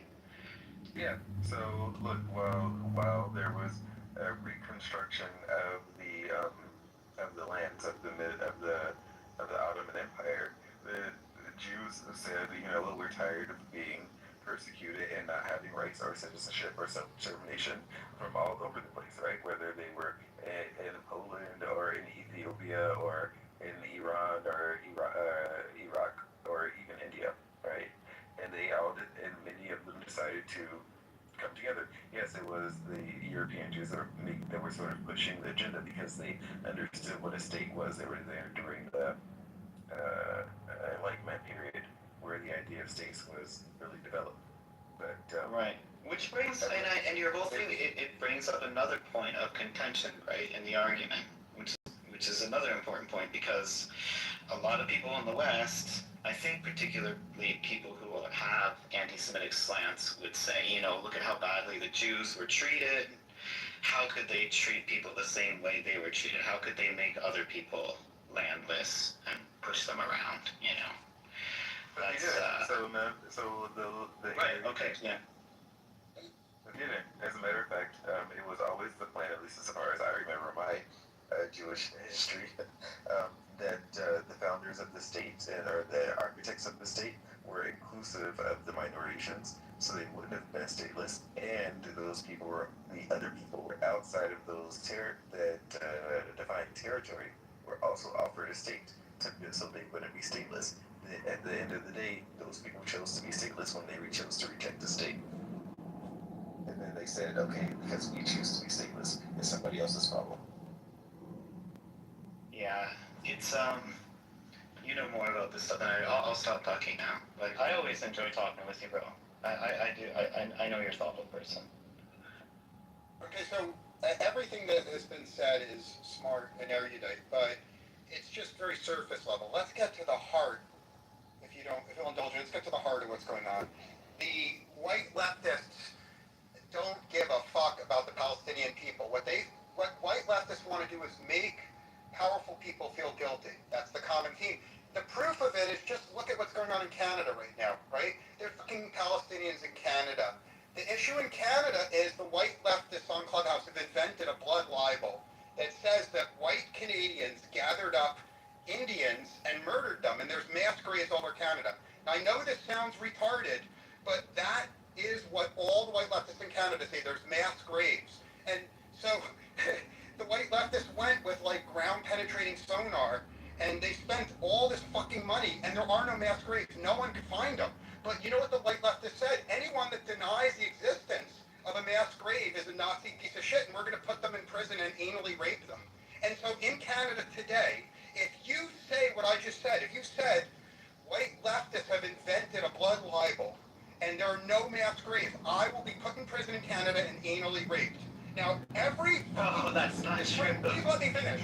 Please let me finish, Matthew. I'm fucking interrupt you. So close your fucking mouth, okay? You could do this funny thing called telling the truth, which you're not doing. Shut your hole and let me finish, and then you can kick me. I'm good, bro. I think you should tell the truth. I think you should tell the truth. I think you should tell the truth. Close your mouth. And you're not telling the truth. You are a piece of shit. It's not that difficult. I think you should tell the truth, and you're not telling it. I will tell the truth, and I'll tell the truth, and I'll go to the audience, and you'll see Marshall is lying. Okay? Everyone in the room could Google it. It's called the crime of saying there's no mass graves. And every honest person knows the mass graves is a totally invented piece of shit by white liberals. And the reason why I bring it up, this was a room about Palestine. The same white liberals who invent fake crimes in order to make Israelis feel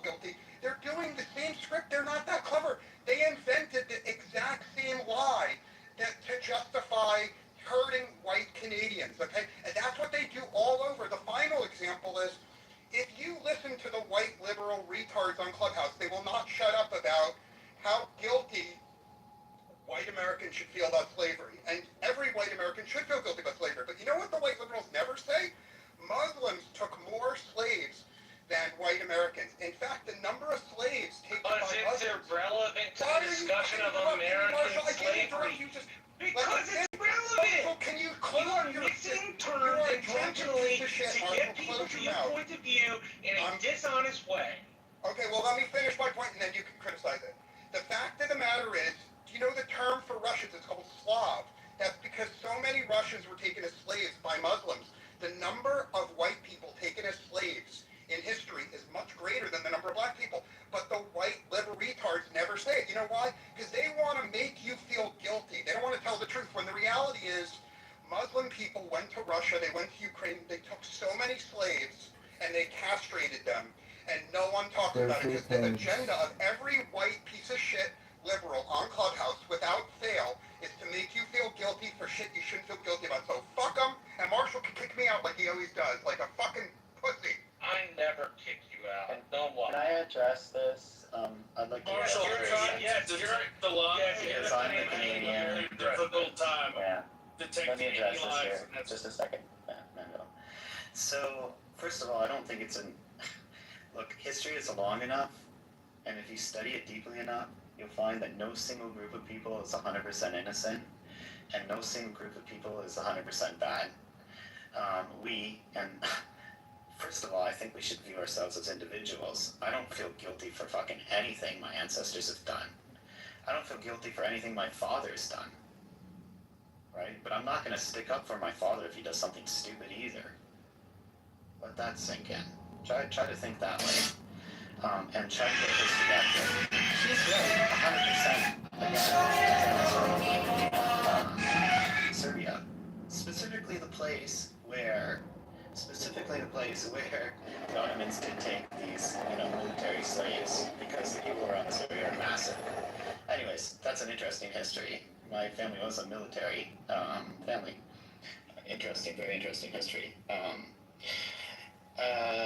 What is there mass graves? Depends how you might want to classify mass. Is it true that people that happen to be white that were of the Catholic faith or who perverted the Catholic faith, who probably don't represent the values of the average Catholic person? I wouldn't want to put them in the same category.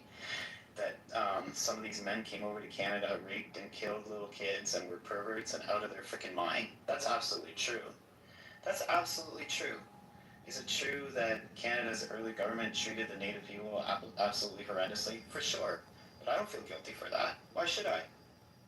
Why? Just because I happen to look the same as maybe some of these dudes that ruled 200 years ago and did horrendous things. I feel absolutely no connection to that. And so Lieutenant Nazis Majesty sees fit. Again, Can't believe my brother communicated this on my behalf. Lawrence Washington. Yeah, he served under... If I were to allow it, the purchase price for an ensign in the Coldstreams is £700. Do you possess that, sir? No, sir. I do not. Then why don't you seek to join the militia? Well, I wish to serve the crown as an actual officer. Then how much land do you possess? I'm a custodian under my brother's estate, Mount Vernon. Ourselves. Education. I received a formal schooling after my father died, sir. But I recently obtained my civilian license. To be a British officer, you must first be a gentleman. If I may, sir, how is it that my brother qualified and I do not? He goes by further. He was properly educated and good. What's more, he's married to a Fairfax. Yes, and he has been a great mentor to me. I've studied to become a gentleman. I've even compiled all I've learned. How much do you write? Well, I compiled it from other books. It's called Rules of Civility and Dissipation. Which is to say you plagiarize out. No. Well, yes, but... Imitation of great men does not make you one. I ask again, sir, how may I become a British officer of the crown? You cannot. There must be a path. There is not. For you. But please, writing me letters.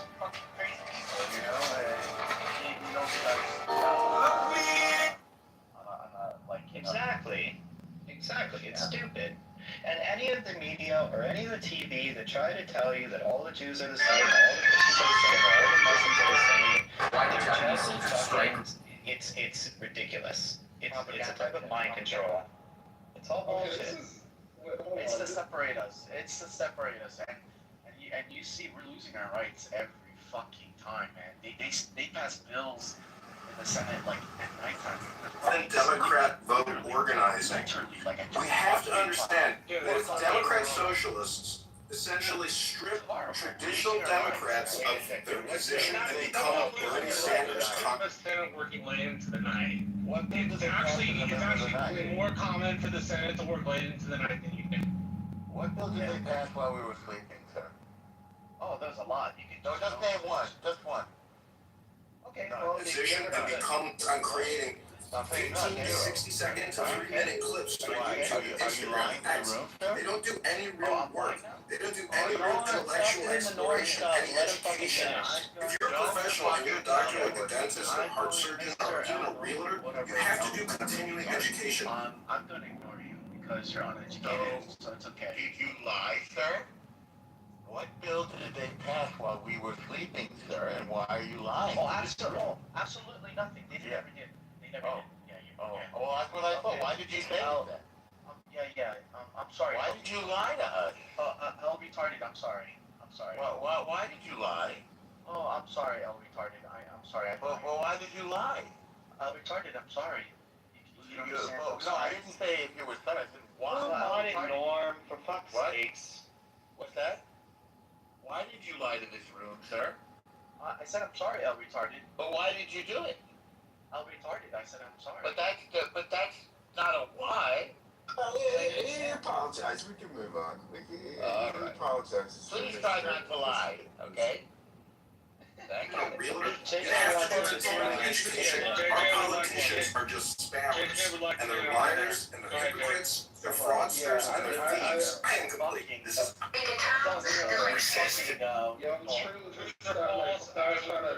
We're going to Jay first, and then we're going to you. This guy is going to La La Land. Yeah. Can you mic up this? It's really, really weird. Like when we do this thing of when complaining that he just leave. You got this one. Well, I was responding to Matthew because it's really weird when I hear from people, especially when it sounds like they're Trump supporters or people on the right, and what I would deem as the far right, when they're like, oh, you should, the media is trying to, group us all together, and I'm not going to feel guilty about, what my ancestor did. Who's trying to make you feel guilty? Is it guilt if you're simply acknowledging history? I know that this president likes to completely whitewash and shape history. Oh, sorry. I'm in the matrix. Can you hear me right here? I actually agree with you. I agree with the history, guilt tripping if it's factual information. Assuming and implying, or just attempting, right the wrongs of history based on an arbitrary point where you feel like that begins is the fucking problem. So JJ, I'd like to. That's kind of what I'm saying. Well, I'm not really done. sorry. Yeah. So what I'm saying is, it's just very problematic because this literally is the president and the administration that has made their whole political, stance off of this, off of grouping everybody with a little bit of melanin in this country as the other, as the less, as the people who are going to. Am I in the matrix? Everybody has melanin in their skin, JJ.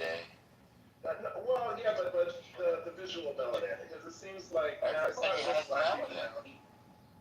No, right. What I'm saying, but you know what I'm saying, Norm, is that I'm saying that this president is trying, and this administration has basically infiltrated the Republican Party and galvanized everybody to literally hate groups. You know, so it's just kind of really rich, but it's like, oh well, the media is trying. Listen, is there bias in the? Let's just clear this shit with the media. Is there bias What in the group media? does MAGA hate? Immigrants, Mexicans, Haitians, Somalians, black people who don't subscribe to their version of what it means to be American or Trump supporters. Everybody, leftists, everybody, especially if you're a leftist and you're black or part of any of those groups. So MAGA doesn't like people who disagree with them. Yeah, well, no. Doesn't like is a problematic litigation. They actively hate and actively villainize, right? 'Cause it's not even just about hate. Because I don't really care about how you feel. It's about what you're talking about and what you're saying. And they literally villainize and demonize and try to dehumanize, actually, illegal aliens, all of this stuff. When So they don't, is that like what the left did to Charlie Kirk? No, we're not. This is not about that. This is what Charlie Kirk did to Charlie Kirk. Charlie Kirk was the one who was saying that black women don't have the brain processing to be in certain positions. Charlie Kirk was the one who was very, very racist, misogynistic, and very problematic. He never said that. That's not so. He never said that. He did say that. Yeah, I do. I know for a fact he did not say it. Can I address your point? I mean, you made a fantastic point. And believe it or not, I think we actually have a similar point of view. For me, whether it's the narrative is left or right, I don't particularly like the. First of all, I think I want to say this, and I'll land with this. I don't want to go on forever. I think the left and right both play identity politics, but in a different way. And I just refuse to get caught up in that. That's what I'm saying. I have my independent self, and that's it. I can only represent who I am. I'll just say this real quick. As far as the white thing and guilt, that's a much larger conversation, which I won't really get into like that. It's not about making you feel guilt. I don't think that the genuine part is about making white people feel guilty. I agree. I agree with you, JJ. You just said that people who go on college campuses and say things you don't like should get shot in the neck. I did not say that. Okay, so here goes like when we're trying to spin something. I didn't say that. I'm not taking the bait. Don't misquote him, please. Don't, whoever, I didn't look, don't misquote JJ. He did not say that. I never misquoted anyone, so pass them. I'm not talking to you. Whoever said that JJ that you should shoot people on college campuses was lying. And I just excoriated somebody for lying to this room, so don't you go ahead and do it, please. Pass the mic, I am not lying. Yeah. So just to be clear, if you need to hear this, because it's really weird because we don't ask this from Trump-race administration. But I will do this because I'm way better and more elevated than him and educated. I disavow what happened to Charlie Kirk. I think it's disgusting.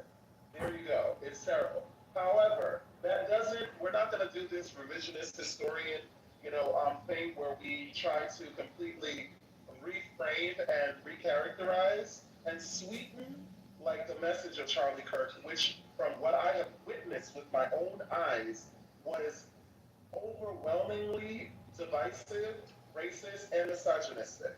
So there we go. Both sides of it.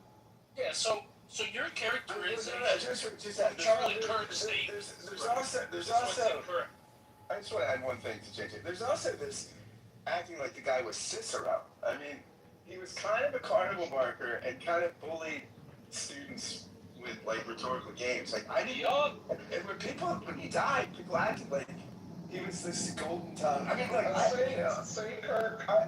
I didn't hate Charlie Kirk or anything, but I mean, yeah, I think he did say some racist things. I'll respond succinctly to that very He didn't say it well. He didn't say it well. Okay, so Scott, I'll respond very succinctly. I have never said that all the clubhouse leftists want white genocide, and that's why they say what they say. But we know the fact that some clubhouse leftists are trying to claim that white whites as a group are guilty as a prelude to genocide. I will post links to a prominent Clubhouse leftist saying his real goal is to promote white genocide. And the way to promote white genocide is to invent lies like whites should feel guilty about this, whites should feel guilty about that. And I'll land my plane here, when people on Clubhouse say whites as a group should feel guilty, it is a prelude to extermination of whites. I will respectfully post links proving it. God, that is just insane. What the hell? That's just nuts. So wait, we're Nobody gonna set up wants, concentration nobody camps for serious whites? wants to genocide white people, and the people that do get disavowed by the people on their side all the time because what they're saying is fucking crazy. Yes, Marshall. Like, that's just insane. Come on. Yeah, it's really important to ignore the most extreme points of view, the outliers. They get the most airtime, but it's completely insane and it's very divisive. Yeah, but just to round it out the point with the thing, I do think that it's a separate conversation in terms of like the media and the this particular agenda by Trump's administration to reframe history in order to absolve our ancestors in this country from the atrocities that they've done. It's like people are complicated. Have they done, nobody's perfect, nobody's angels. Yeah. But we're not asking, at least in the black community, from what I can tell as a black American, I'm not asking for guilt. I'm asking for acknowledgement and the truth, and to maintain that despite people's feelings. Because if we're going to talk about, people or LGBT community's feelings, let's not spare, Christian white people's feelings or their children's feelings. Yeah, you just need to tell the whole story, JJ. Tell the whole story. And why are you feeling Go to guilty? Matthew. Exactly. And then, your guilt is your own. Don't feel guilty. It's the problem is, Jay, is that sometimes people hear these sorts of things and then they take up the responsibility on their own psychological accord because our minds tend to fall back in a sort of recessive way, in a sort of amygdala type recessive way of like associating ourselves with what our ancestors did. And there's no reason to do that. There's absolutely no reason to do that whatsoever. Just in the same manner, like JJ, if your father did something horrific, nobody should ever hold you accountable for the things that he did. How is that possible? I agree.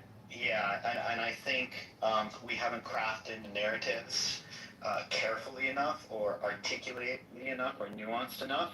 But, the media, whether it's coming from the left side or the right side, they love to troll us. They love to make us feel bad and divide us.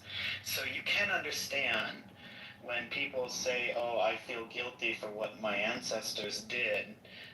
It's kind of a natural human reaction, but I guess what you and I are saying is that they don't have to feel that way. History's fascinating. It's very complicated. I love it, and we should study it accurately. Yeah, I think it's let's be clear that the source of a bunch of new history that is lacking in evidence and heavily editorialized through a very modern lens is not the right now. The vast majority of the social sciences that are spitting out bullshit that's very easily debunked is coming from the left in order to justify I don't think that's what JJ is actually asking for. I don't think JJ is asking for some Lilliputian tale of, that's not the right way to use that word, some lily white tale about America. And he's not asking that we just say the bad things. He's asking you to tell the good, the bad, and the ugly. Which means, say, for example, when telling the story about Stonewall Jackson, you have to admit that the guy was an ardent Presbyterian, devout. But he owned 9 people. How are you a devout Presbyterian who follows Calvinism and loves the Lord, and then you own 9 people? How do you do that? And those questions have to be asked. As a Presbyterian, I take offense to the word ardent or enthusiastic. Presbyterian. Nobody realizes that's the most Presbyterian joke. Exactly. This is against an ardent Presbyterian. Presbyterians are not ardent. What? once you become ardent, you become a fat. Marshall, I was listening to you. Is it your position that there are no ardent or passionate Presbyterians? No, absolutely not. I deny it. That's yes. Marshall, I was listening to you, but there is no, especially like I would say from like 2000, I don't know, maybe 12 to 2020 in particular, there was a lot of really toxic, anti-white, anti-American, basically trying to completely do the opposite of whitewash, but make it seem like there was nothing redeemable about us, and that we were. I mean, it was basically to erase, and they went as far as to try to like basically say like, look, just white people being around are bad. What? Well, okay, so that's pathetic. Yeah. Way too liberal of a direction. I think people too often want to tell the bad things, not the good thing. But again, that's not what Jay was asking. Jay was simply asking that you just tell the story, right? The good, as I said, the good, the bad, and the ugly. And his answer to that was yes. That means you tell the whole thing. It doesn't mean you be un-American about it, right? Jay's not an impartial. Jay's not an impartial narrative. The way he. Hold on. Marshall, You can wave it as a tale of redemption if you wanted, but he's just asking that you tell the whole story. Like, that's not a big deal. Like, when I tell history, I tell the whole story. Like, why not? He didn't accurately represent. The views of MAGA that he disagrees with. He took an extreme. You said that MAGA voters in America hate all immigrants, and then you went on to list a number of countries. I'm assuming from the shithole countries list. Right. Man, no, there's no shithole countries, bro. This is not a dislike. This is there are some shithole virulent, and dangerous hate. I call it MAGA has wrong. not optimally They functioning. do. Not all Republicans. They're not all Republicans are MAGA, but put it this way: when you have the KKK, Proud Boys, all of these people who are chanting MAGA, or saying that Jews will not replace us, or saying that people are poisoning the blood of the country, or that was Trump too. I get them conflated because they have the same rhetoric. That are saying that if people are eating cats and dogs, that was against Trump. And are Why are you talking about feds in Charlottesville? As if they're... This conversation is devolving into generalities and extreme examples. Yeah, no, but the whole point is that it's really weird because one thing that I never like to do is downplay people's intelligence. I feel like that's very few when people do that. So I do think that that people in this room really have enough intelligence to understand what's actually happening. No, bro. Let's not act like we're oblivious. You're at such a high level that we're not actually able to breathe up here, and we're gonna need you to bring this thing down to. So what I'm saying is that. We might legitimately disagree though, Day, about what the big picture is. And that's fine, but I think that we need to accurately, because especially if I'm being criticized for accurately depicting something, then we also do need to acknowledge what's actually happening in terms of this very racist, culture of, I believe that, Trump and this administration is largely responsible for, and has been ramping up, about basically anybody who is not white, lily white, commercial use. Whereas I feel like in this country, because the only immigrants that Trump and people seem to is the white South Africans. Everybody else is not welcome. In the words of the great Lindsey Graham, Trump was a race-baiting, xenophobic, religious bigot. That was Lindsey Graham. Jay, we let almost 1 million immigrants into this country every single year. That's more than any country on the planet or any country in human history, and most of them are not white. So I'm sorry, but your premise does not hold up. No, but that's not what I'm saying. What I'm saying is that there in terms of MAGA and what Mantle was saying, seems to be a very angry, very robustly racist pushback against that. And then when we comment on that, then it's like you're saying you're So people are like let me ask you anti-white and this: stuff. I have never heard anybody say that they're against illegal immigration. The president says he's in favor of legal immigration. That is, look, most of the legal immigrants are not white. Listen, we need immigration. We have a sub-replacement birth rate. So if we want the population to decline and with it the GDP, we're going to need immigrants. We've always needed immigration, by the way. It's one of the secrets of our country's success. In fact, we're very not racist, which is, I think, we're a shining example to every other country in the world and every other country in human history. We're the ones we didn't start slavery, but we're the ones who ended it. Right, but that's why we need to keep that same energy in this current climate, and we can't be saying things like,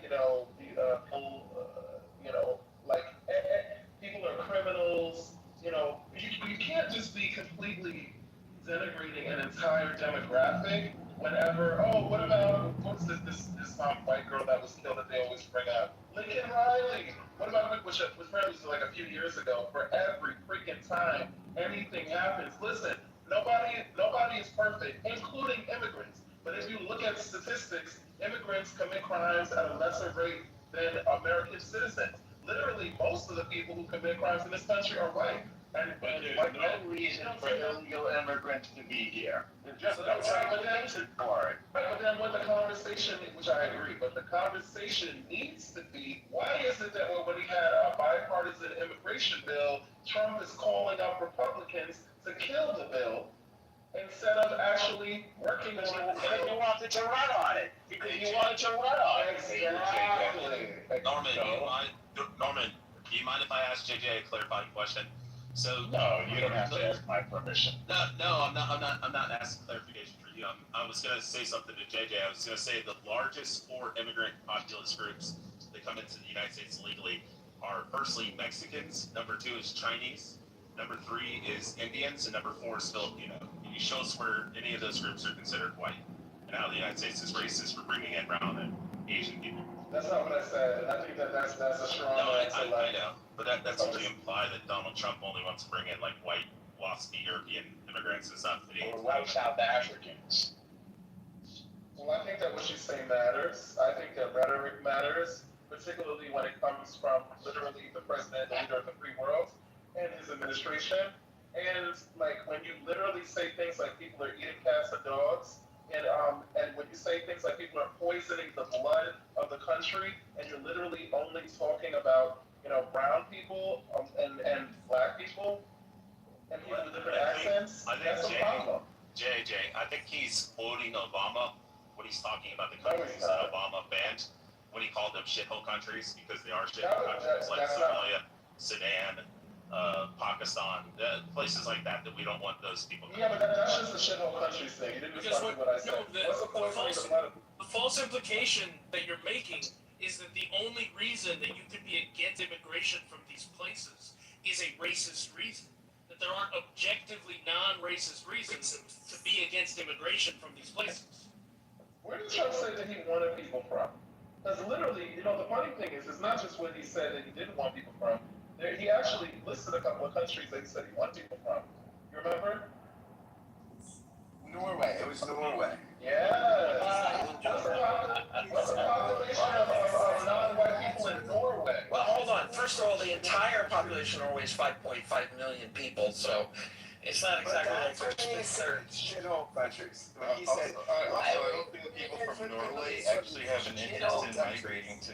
I don't think people in Norway have an interest in migrating to the. Yeah, they're hanging out. They have a good country. They have a lot of oil wealth and a big sovereign wealth fund.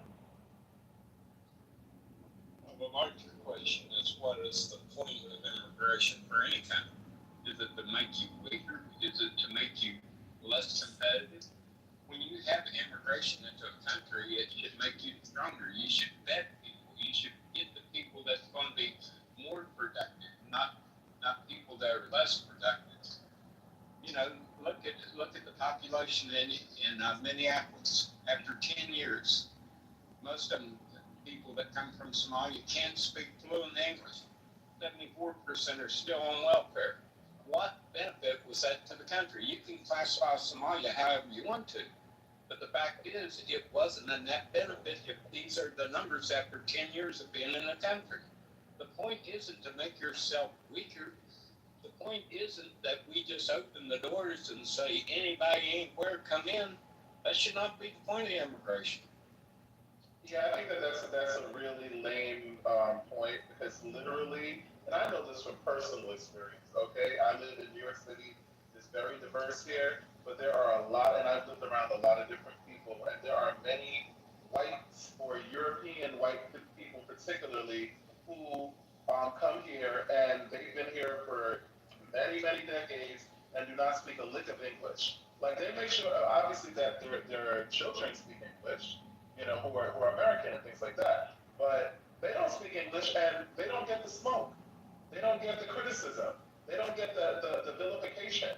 So it's weird when we do this. How productive are they, but What do you consider being productive? well, I'm just curious. Being productive, consider being productive if you're in a country for 10 years and you don't assimilate into the economy and you continue to draw off the welfare state at above 50% of your population, that to me is not being productive.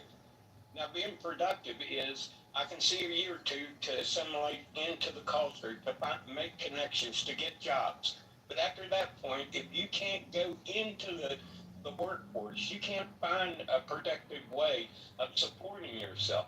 If you can't find a productive way of doing nothing but receiving taxpayer dollars to exist in a country that you wanted to come to, that is not being productive. Hey, Steve, if you look at Cato, I'll post it. Cato Institute did it. This is not a left-wing organization, by the way. Cato, it's definitely center-right. Did a study, and they said, they argued immigrants are deficit drainers. Like basically, they pay more taxes than they consume in services, right? Because of eligibility issues and stuff. So immigrants don't drain on the deficit. By and large, they don't collect as much welfare benefits and things like that as people that are native born. I mean, that's just they're not. Yeah, that's on the whole. He was focusing on one group in particular. Yeah, this is my whole point. But the Kitover Institute is also highly biased. I mean, they're the one group on the right that has always been open borders. I'd have to look at the study, but something tells me that it's probably been there's probably been several rebuttals to it. So my point was not to the whole group of people that's coming in as immigrants. That's not my point. I'm saying that if you find that certain countries or certain population groups are not beneficial, Demographics. it's up to you as a government to kind of weed out the people that's going to be a drain to. Yeah, that's fair. Yeah, that's fair. I would, if I were in Europe, right, I would not take in as many Muslims from illiberal countries that come in not understanding free speech, not understanding they don't have the right not to be offended. I think that's the problem, right? I mean, absolutely, Steve. I think that you have to manage immigration sensibly. Absolutely. Yeah, and you can't attribute being kind of aware of what's going to make you better and stronger as a nation and lay it all at the feet of some kind of nefarious underlying overarching gotcha program that's in place. I mean, you could take anything, any form of demographics and weed out whatever you want to and assign any nefarious action you want to. But that's not the point. And so what about the American people that has to bear this burden? The American government is formed for the benefit of the American people. The American government is not formed for the benefit of every Tom, Dick, and Harry from every part of the world. That's not their function. They represent us. They don't represent someone in Afghanistan. They don't represent someone in Somalia. We elect them to represent our interests. So you keep, but see, then that gets weird because we literally, if we're gonna apply that criticism, we gotta apply that. And Norm, I love you, but I'm not a fan of this war, and I feel like we need to keep that same energy when we're talking about entering in foreign affairs. even with our allies. Because at the end of the day, if you're talking about we elect them to represent our interests. This war, largely the American people do not support and have never supported. So why is it that we're spending all this taxpayer money Yeah, but on the war? You have the same scope for the war.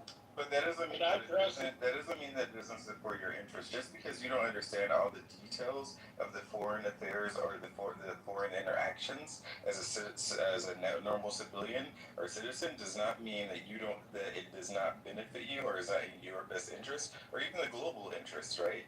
Because the State Department does not have the right or responsibility to inform every citizen of everything that's happening in the world around it. It just has the responsibility to protect its national interests. That seems like a convenient excuse. But beyond that, could I address this real quick? Beyond that, if you go and do a simple AI query, what would be the implications for the U.S. and the world economy if Iran was to acquire nuclear weapons and if Iran was to use them in the Middle East? Go run that query and see what the global impact and shock to the global economy, the U.S. economy. It lays it out real clear. Okay, let's be clear. Nuclear weapons are acquired to not use them. It's all about deterrence. The Cold War taught us that. Well, with the Iranians, I tend to disagree because they have a belief in the 12th Mahdi, and in the 12th Mahdi belief system, it's part of their eschatology that the more chaos and havoc that they can wreak, that they can force the 12th Mahdi to come back to Earth and Shiite dreams are realized. So someone... Yeah, I'm familiar with the 12er philosophy. Depends on if you're talking about 7ers, 12ers, or 11ers. Or even don't worry about the religion. Don't worry about the religion. Steve, let me ask you a question. Obviously, the previous MOU was off, right? But to remind me, to my recollection, that didn't have really anything in the nuclear. That didn't prevent Iran from getting closer to nuclear. Remind me. It said they would discuss it over the next 60 days. That was just a starting point for discussions. That wasn't an end point. You can have a starting point and an end point. But the larger issue is, let's look at what they've already done and their proclivity to do it. Hezbollah, they've destabilized Lebanon, the Houthis. They've destabilized their relationship with Saudi Arabia. They wreaked havoc in Iraq. This is their track record as a group of people. Now you take that same group of people and give them a nuclear weapon. Does it bother you, Steve? I agree with the end goal, right? Iran cannot have a nuclear weapon. They need to stop being a state supporter of terror. Do you think that the president made the case to America? No, I think he was framing it in a way that I don't think he felt that he had the political support on Capitol Hill to fully articulate what needed to be done in a comprehensive way. I think he kind of framed it. He smoothed the rough edges off of it to make it politically palatable. It's not going to be political. What do you do with the idea? I mean, JJ makes a good point. This has never been a popular. Again, I want to be clear. I'm not supporting Iran. IRGC, not that, right? Is it working? Is it working? And I don't know that it's working. Is it working? I spent $4.50 for gas. Here's the problem though. The reason it's not working, whether it be in sports or war, you want to make your opponent play from a position of weakness. Playing volley or ping pong with missiles across the Strait of Hormuz is not an advantageous thing for us. What would be advantageous? It plays to their strength. Yeah, they don't have to worry about anything other than lobbing missiles at some of our partners, or occasionally lobbing a missile at our base. What would be advantageous to us, and what we don't have the political will to do, is to go in and take Carg Island, go in and put another island. Pardon me? No, you got to, war's a messy thing. You got to go in and apply the pressure that's going to put the boot on their neck and make them say, I can't take any more. Yeah, the thing is that Iran doesn't work that way, and that is the complete narcissism of somebody like Trump who thinks that he can just bully his way around everybody, and everybody's just gonna submit. Like it's some sort of weird sexual like fetish domination shit. It doesn't work that way. Iran has been, first of all, listen, that should be clear because we do this in the leftist. I'm obviously very fully aware of Iran and it being a threat. However, this is not new. I keep hearing this talk about, well, we've been in a war, which they never said this shit before Trump. We've been in a war for 47 years. Okay, fine. So this is not new. They have known about Iran. The government, American government has known about Iran for several decades. They've come, what do you call it? I mean, tried to do this thing before in previous administrations. They've all said no. And then if you're gonna go in, right? Because first of all, there's so much shit wrong with this. Because the way that you said it, Steve, like the president didn't really, he's not the most articulate. No, he's a fucking liar. Last year we had what the 12-day war, and he said that we sent them back decades with their nuclear capabilities, and then literally less than a year later, we're in an all-out, war, but not really war, but it's a conflict. But we're spending 37 billion with a B $1 billion of taxpayer money. Trump is not spending his money. He got money. He's got plenty of money, right? This big guy. He's not spending his money. Okay, he's spending our money. So yeah, he needs to be very, very clear with the way that he does it because it's reckless and it's abusive and it's disrespectful to every taxpayer and American in this country. That's not really true. You as a taxpayer, as an individual taxpayer, don't get a say so in like how the government operates the money that it collects in taxes. Shy, that's okay. Shy, you're doing something that's weird. We like the point of the government is there to represent us. So this thing. I mean, I don't know why you're talking. No, you really don't. No, you get a say every 4 years. He means Henry David Thoreau. Henry David Thoreau is a philosopher, as you know. The War Department during the Mexican-American War withholding taxes that would have gone to the Mexican War, and he said he wasn't.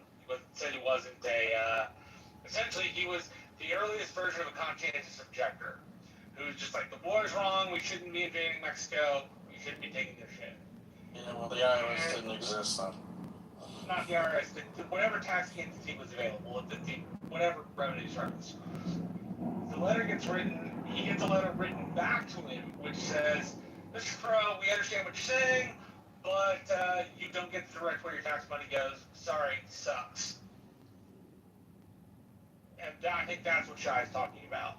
Yeah, but I think the Shy is very, very smart. So you understand that the sentiment behind what I'm saying is what's important, not just the technicality.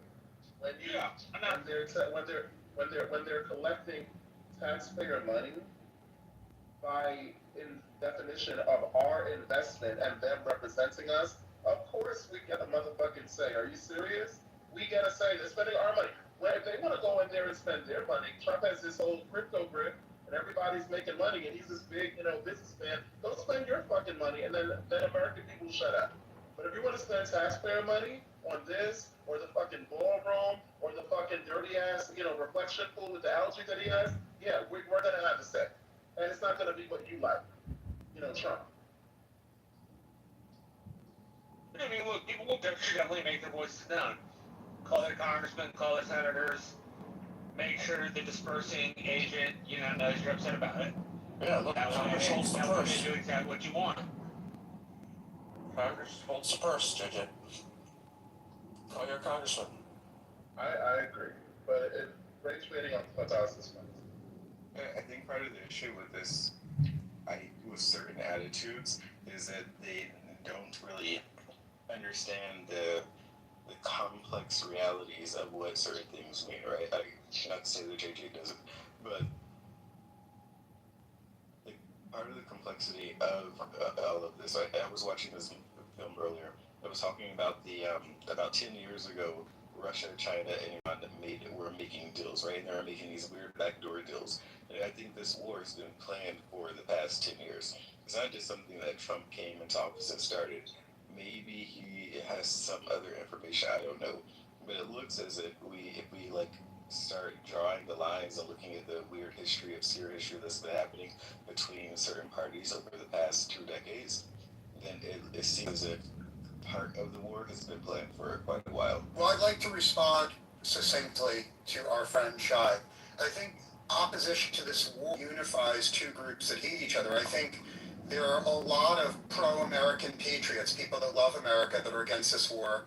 But there's also a huge group of people that hate America and want to see America die who are against the war. So this is a very muddy, complicated issue. If you're going to discuss whether the war is a good idea or not, you got to know the priors of the person you're debating. Now, on Clubhouse, when I go into MAGA rooms, the MAGA people who hate this war are patriots. But when I go into progressive rooms, I see a lot of people who hate America, who want to see Americans die, and they're against the war. Some Clubhouse leftists, in my opinion, hate America, and that's the one Iran to have a nuclear weapon, and I'm done speaking.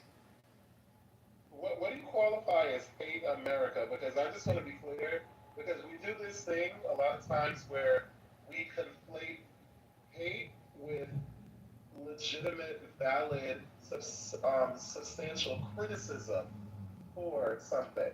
So are we saying hate as in, like what Iran is trying to do in their rhetoric versus like Americans who are like, yeah, America is not, America has blood on its hands too, and we're not the picture perfect moral authority of everybody, but we still love the country. So which one? Well, I mean, this has been top of mind since 1988 for Trump. He once said, quote, "One bullet shot at one of our men or ships and I'm doing a number on Carg Island. I'd go in and take it." Which is 90% of their oil exports come through Carg Island, of course. That was when he was a private citizen in New York. That's absolutely true, Yaakov. I remember There's definitely hearing he said that. There's nothing here coming out of Trump. Yeah. There's nothing here coming out of Trump's mouth now. It's stuff that New Yorkers have heard him saying for 50 years. Yeah, he would say, like, Iran is humiliating us, that the U.S. was weak, they're not responding. He favored military retaliation. He really always talked about it in the same tone of sort of restoring credibility and deterrence. But you know what it is? Like, I would have and this is my general problem with Trump. Trump is all about optics, and you have to separate, like, the genuine, he does this thing, like, where he kind of, very, very nefariously, he puts a little bit of, like, what he knows people want, but then he shrouds it with what he feels will glorify him. Because he constantly needs to be pandered to and glorified, and everything has to be a big show, and he has to, have like a big party for himself, on the White House lawn and a or F thing or whatever kind of bullshit that he has, and show up at the FIFA games and nobody wants us here. Have the audacity to show up here in New York with the Knicks. What about they definitely didn't. That he showed up in the FIFA games in Spain, Spain in the picture, and Spain literally cropped his orange ass out. Shout out to Spain. So the point being is that he does this thing where the reason why he even does certain things that he knows people want is purely based off of whatever he feels will make him look good, i.e. the situation in Venezuela. That was a situation that I truly believe that he did because he was told that it would be a good look for him. Then was there some good that came from it? Of course. But he does not do things that he feels like will benefit people unless it also kind of makes him look good as well. Same thing, the perfect example of this is the checks that he gave with COVID. I'm talking about stimulus checks. Yes, the PPP loans or PP, whatever they're called. Yeah, that and like the stimulus checks, stimmies and stuff. So it's like he obviously there needs to be certain things done when it comes to like the wars. But if he had a genuine, my point is this: if he genuinely was concerned about the war and or not the war, the threat of Iran and certain things, there was a proper way to do this, i.e., listening to actual people, because Trump, who are qualified, because Trump has never been in the military, he has zero military experience, and he don't know shit about how to actually do these things properly, comprehensively. So what he should have actually done, listen to the grown-ups at this table who actually are experienced, and then he would have known that this was the complete wrong way to go about it. But that's not what he did. You know why? Because he always wants to put this show of force and brutality and strength because that is his brand. His brand is brutality and force and abuse and grab him by the pee and I'm this alpha male and all this bullshit. That is this performative toxic masculine. That's his brand. So he always has to. The only problem that's grown up at the table is when it comes to Iran and the people there supposedly have done this for years have failed miserably for 40 years. But the track record of the grown-ups and the diplomats and the people with so much experience has yielded nothing. So that's their track record.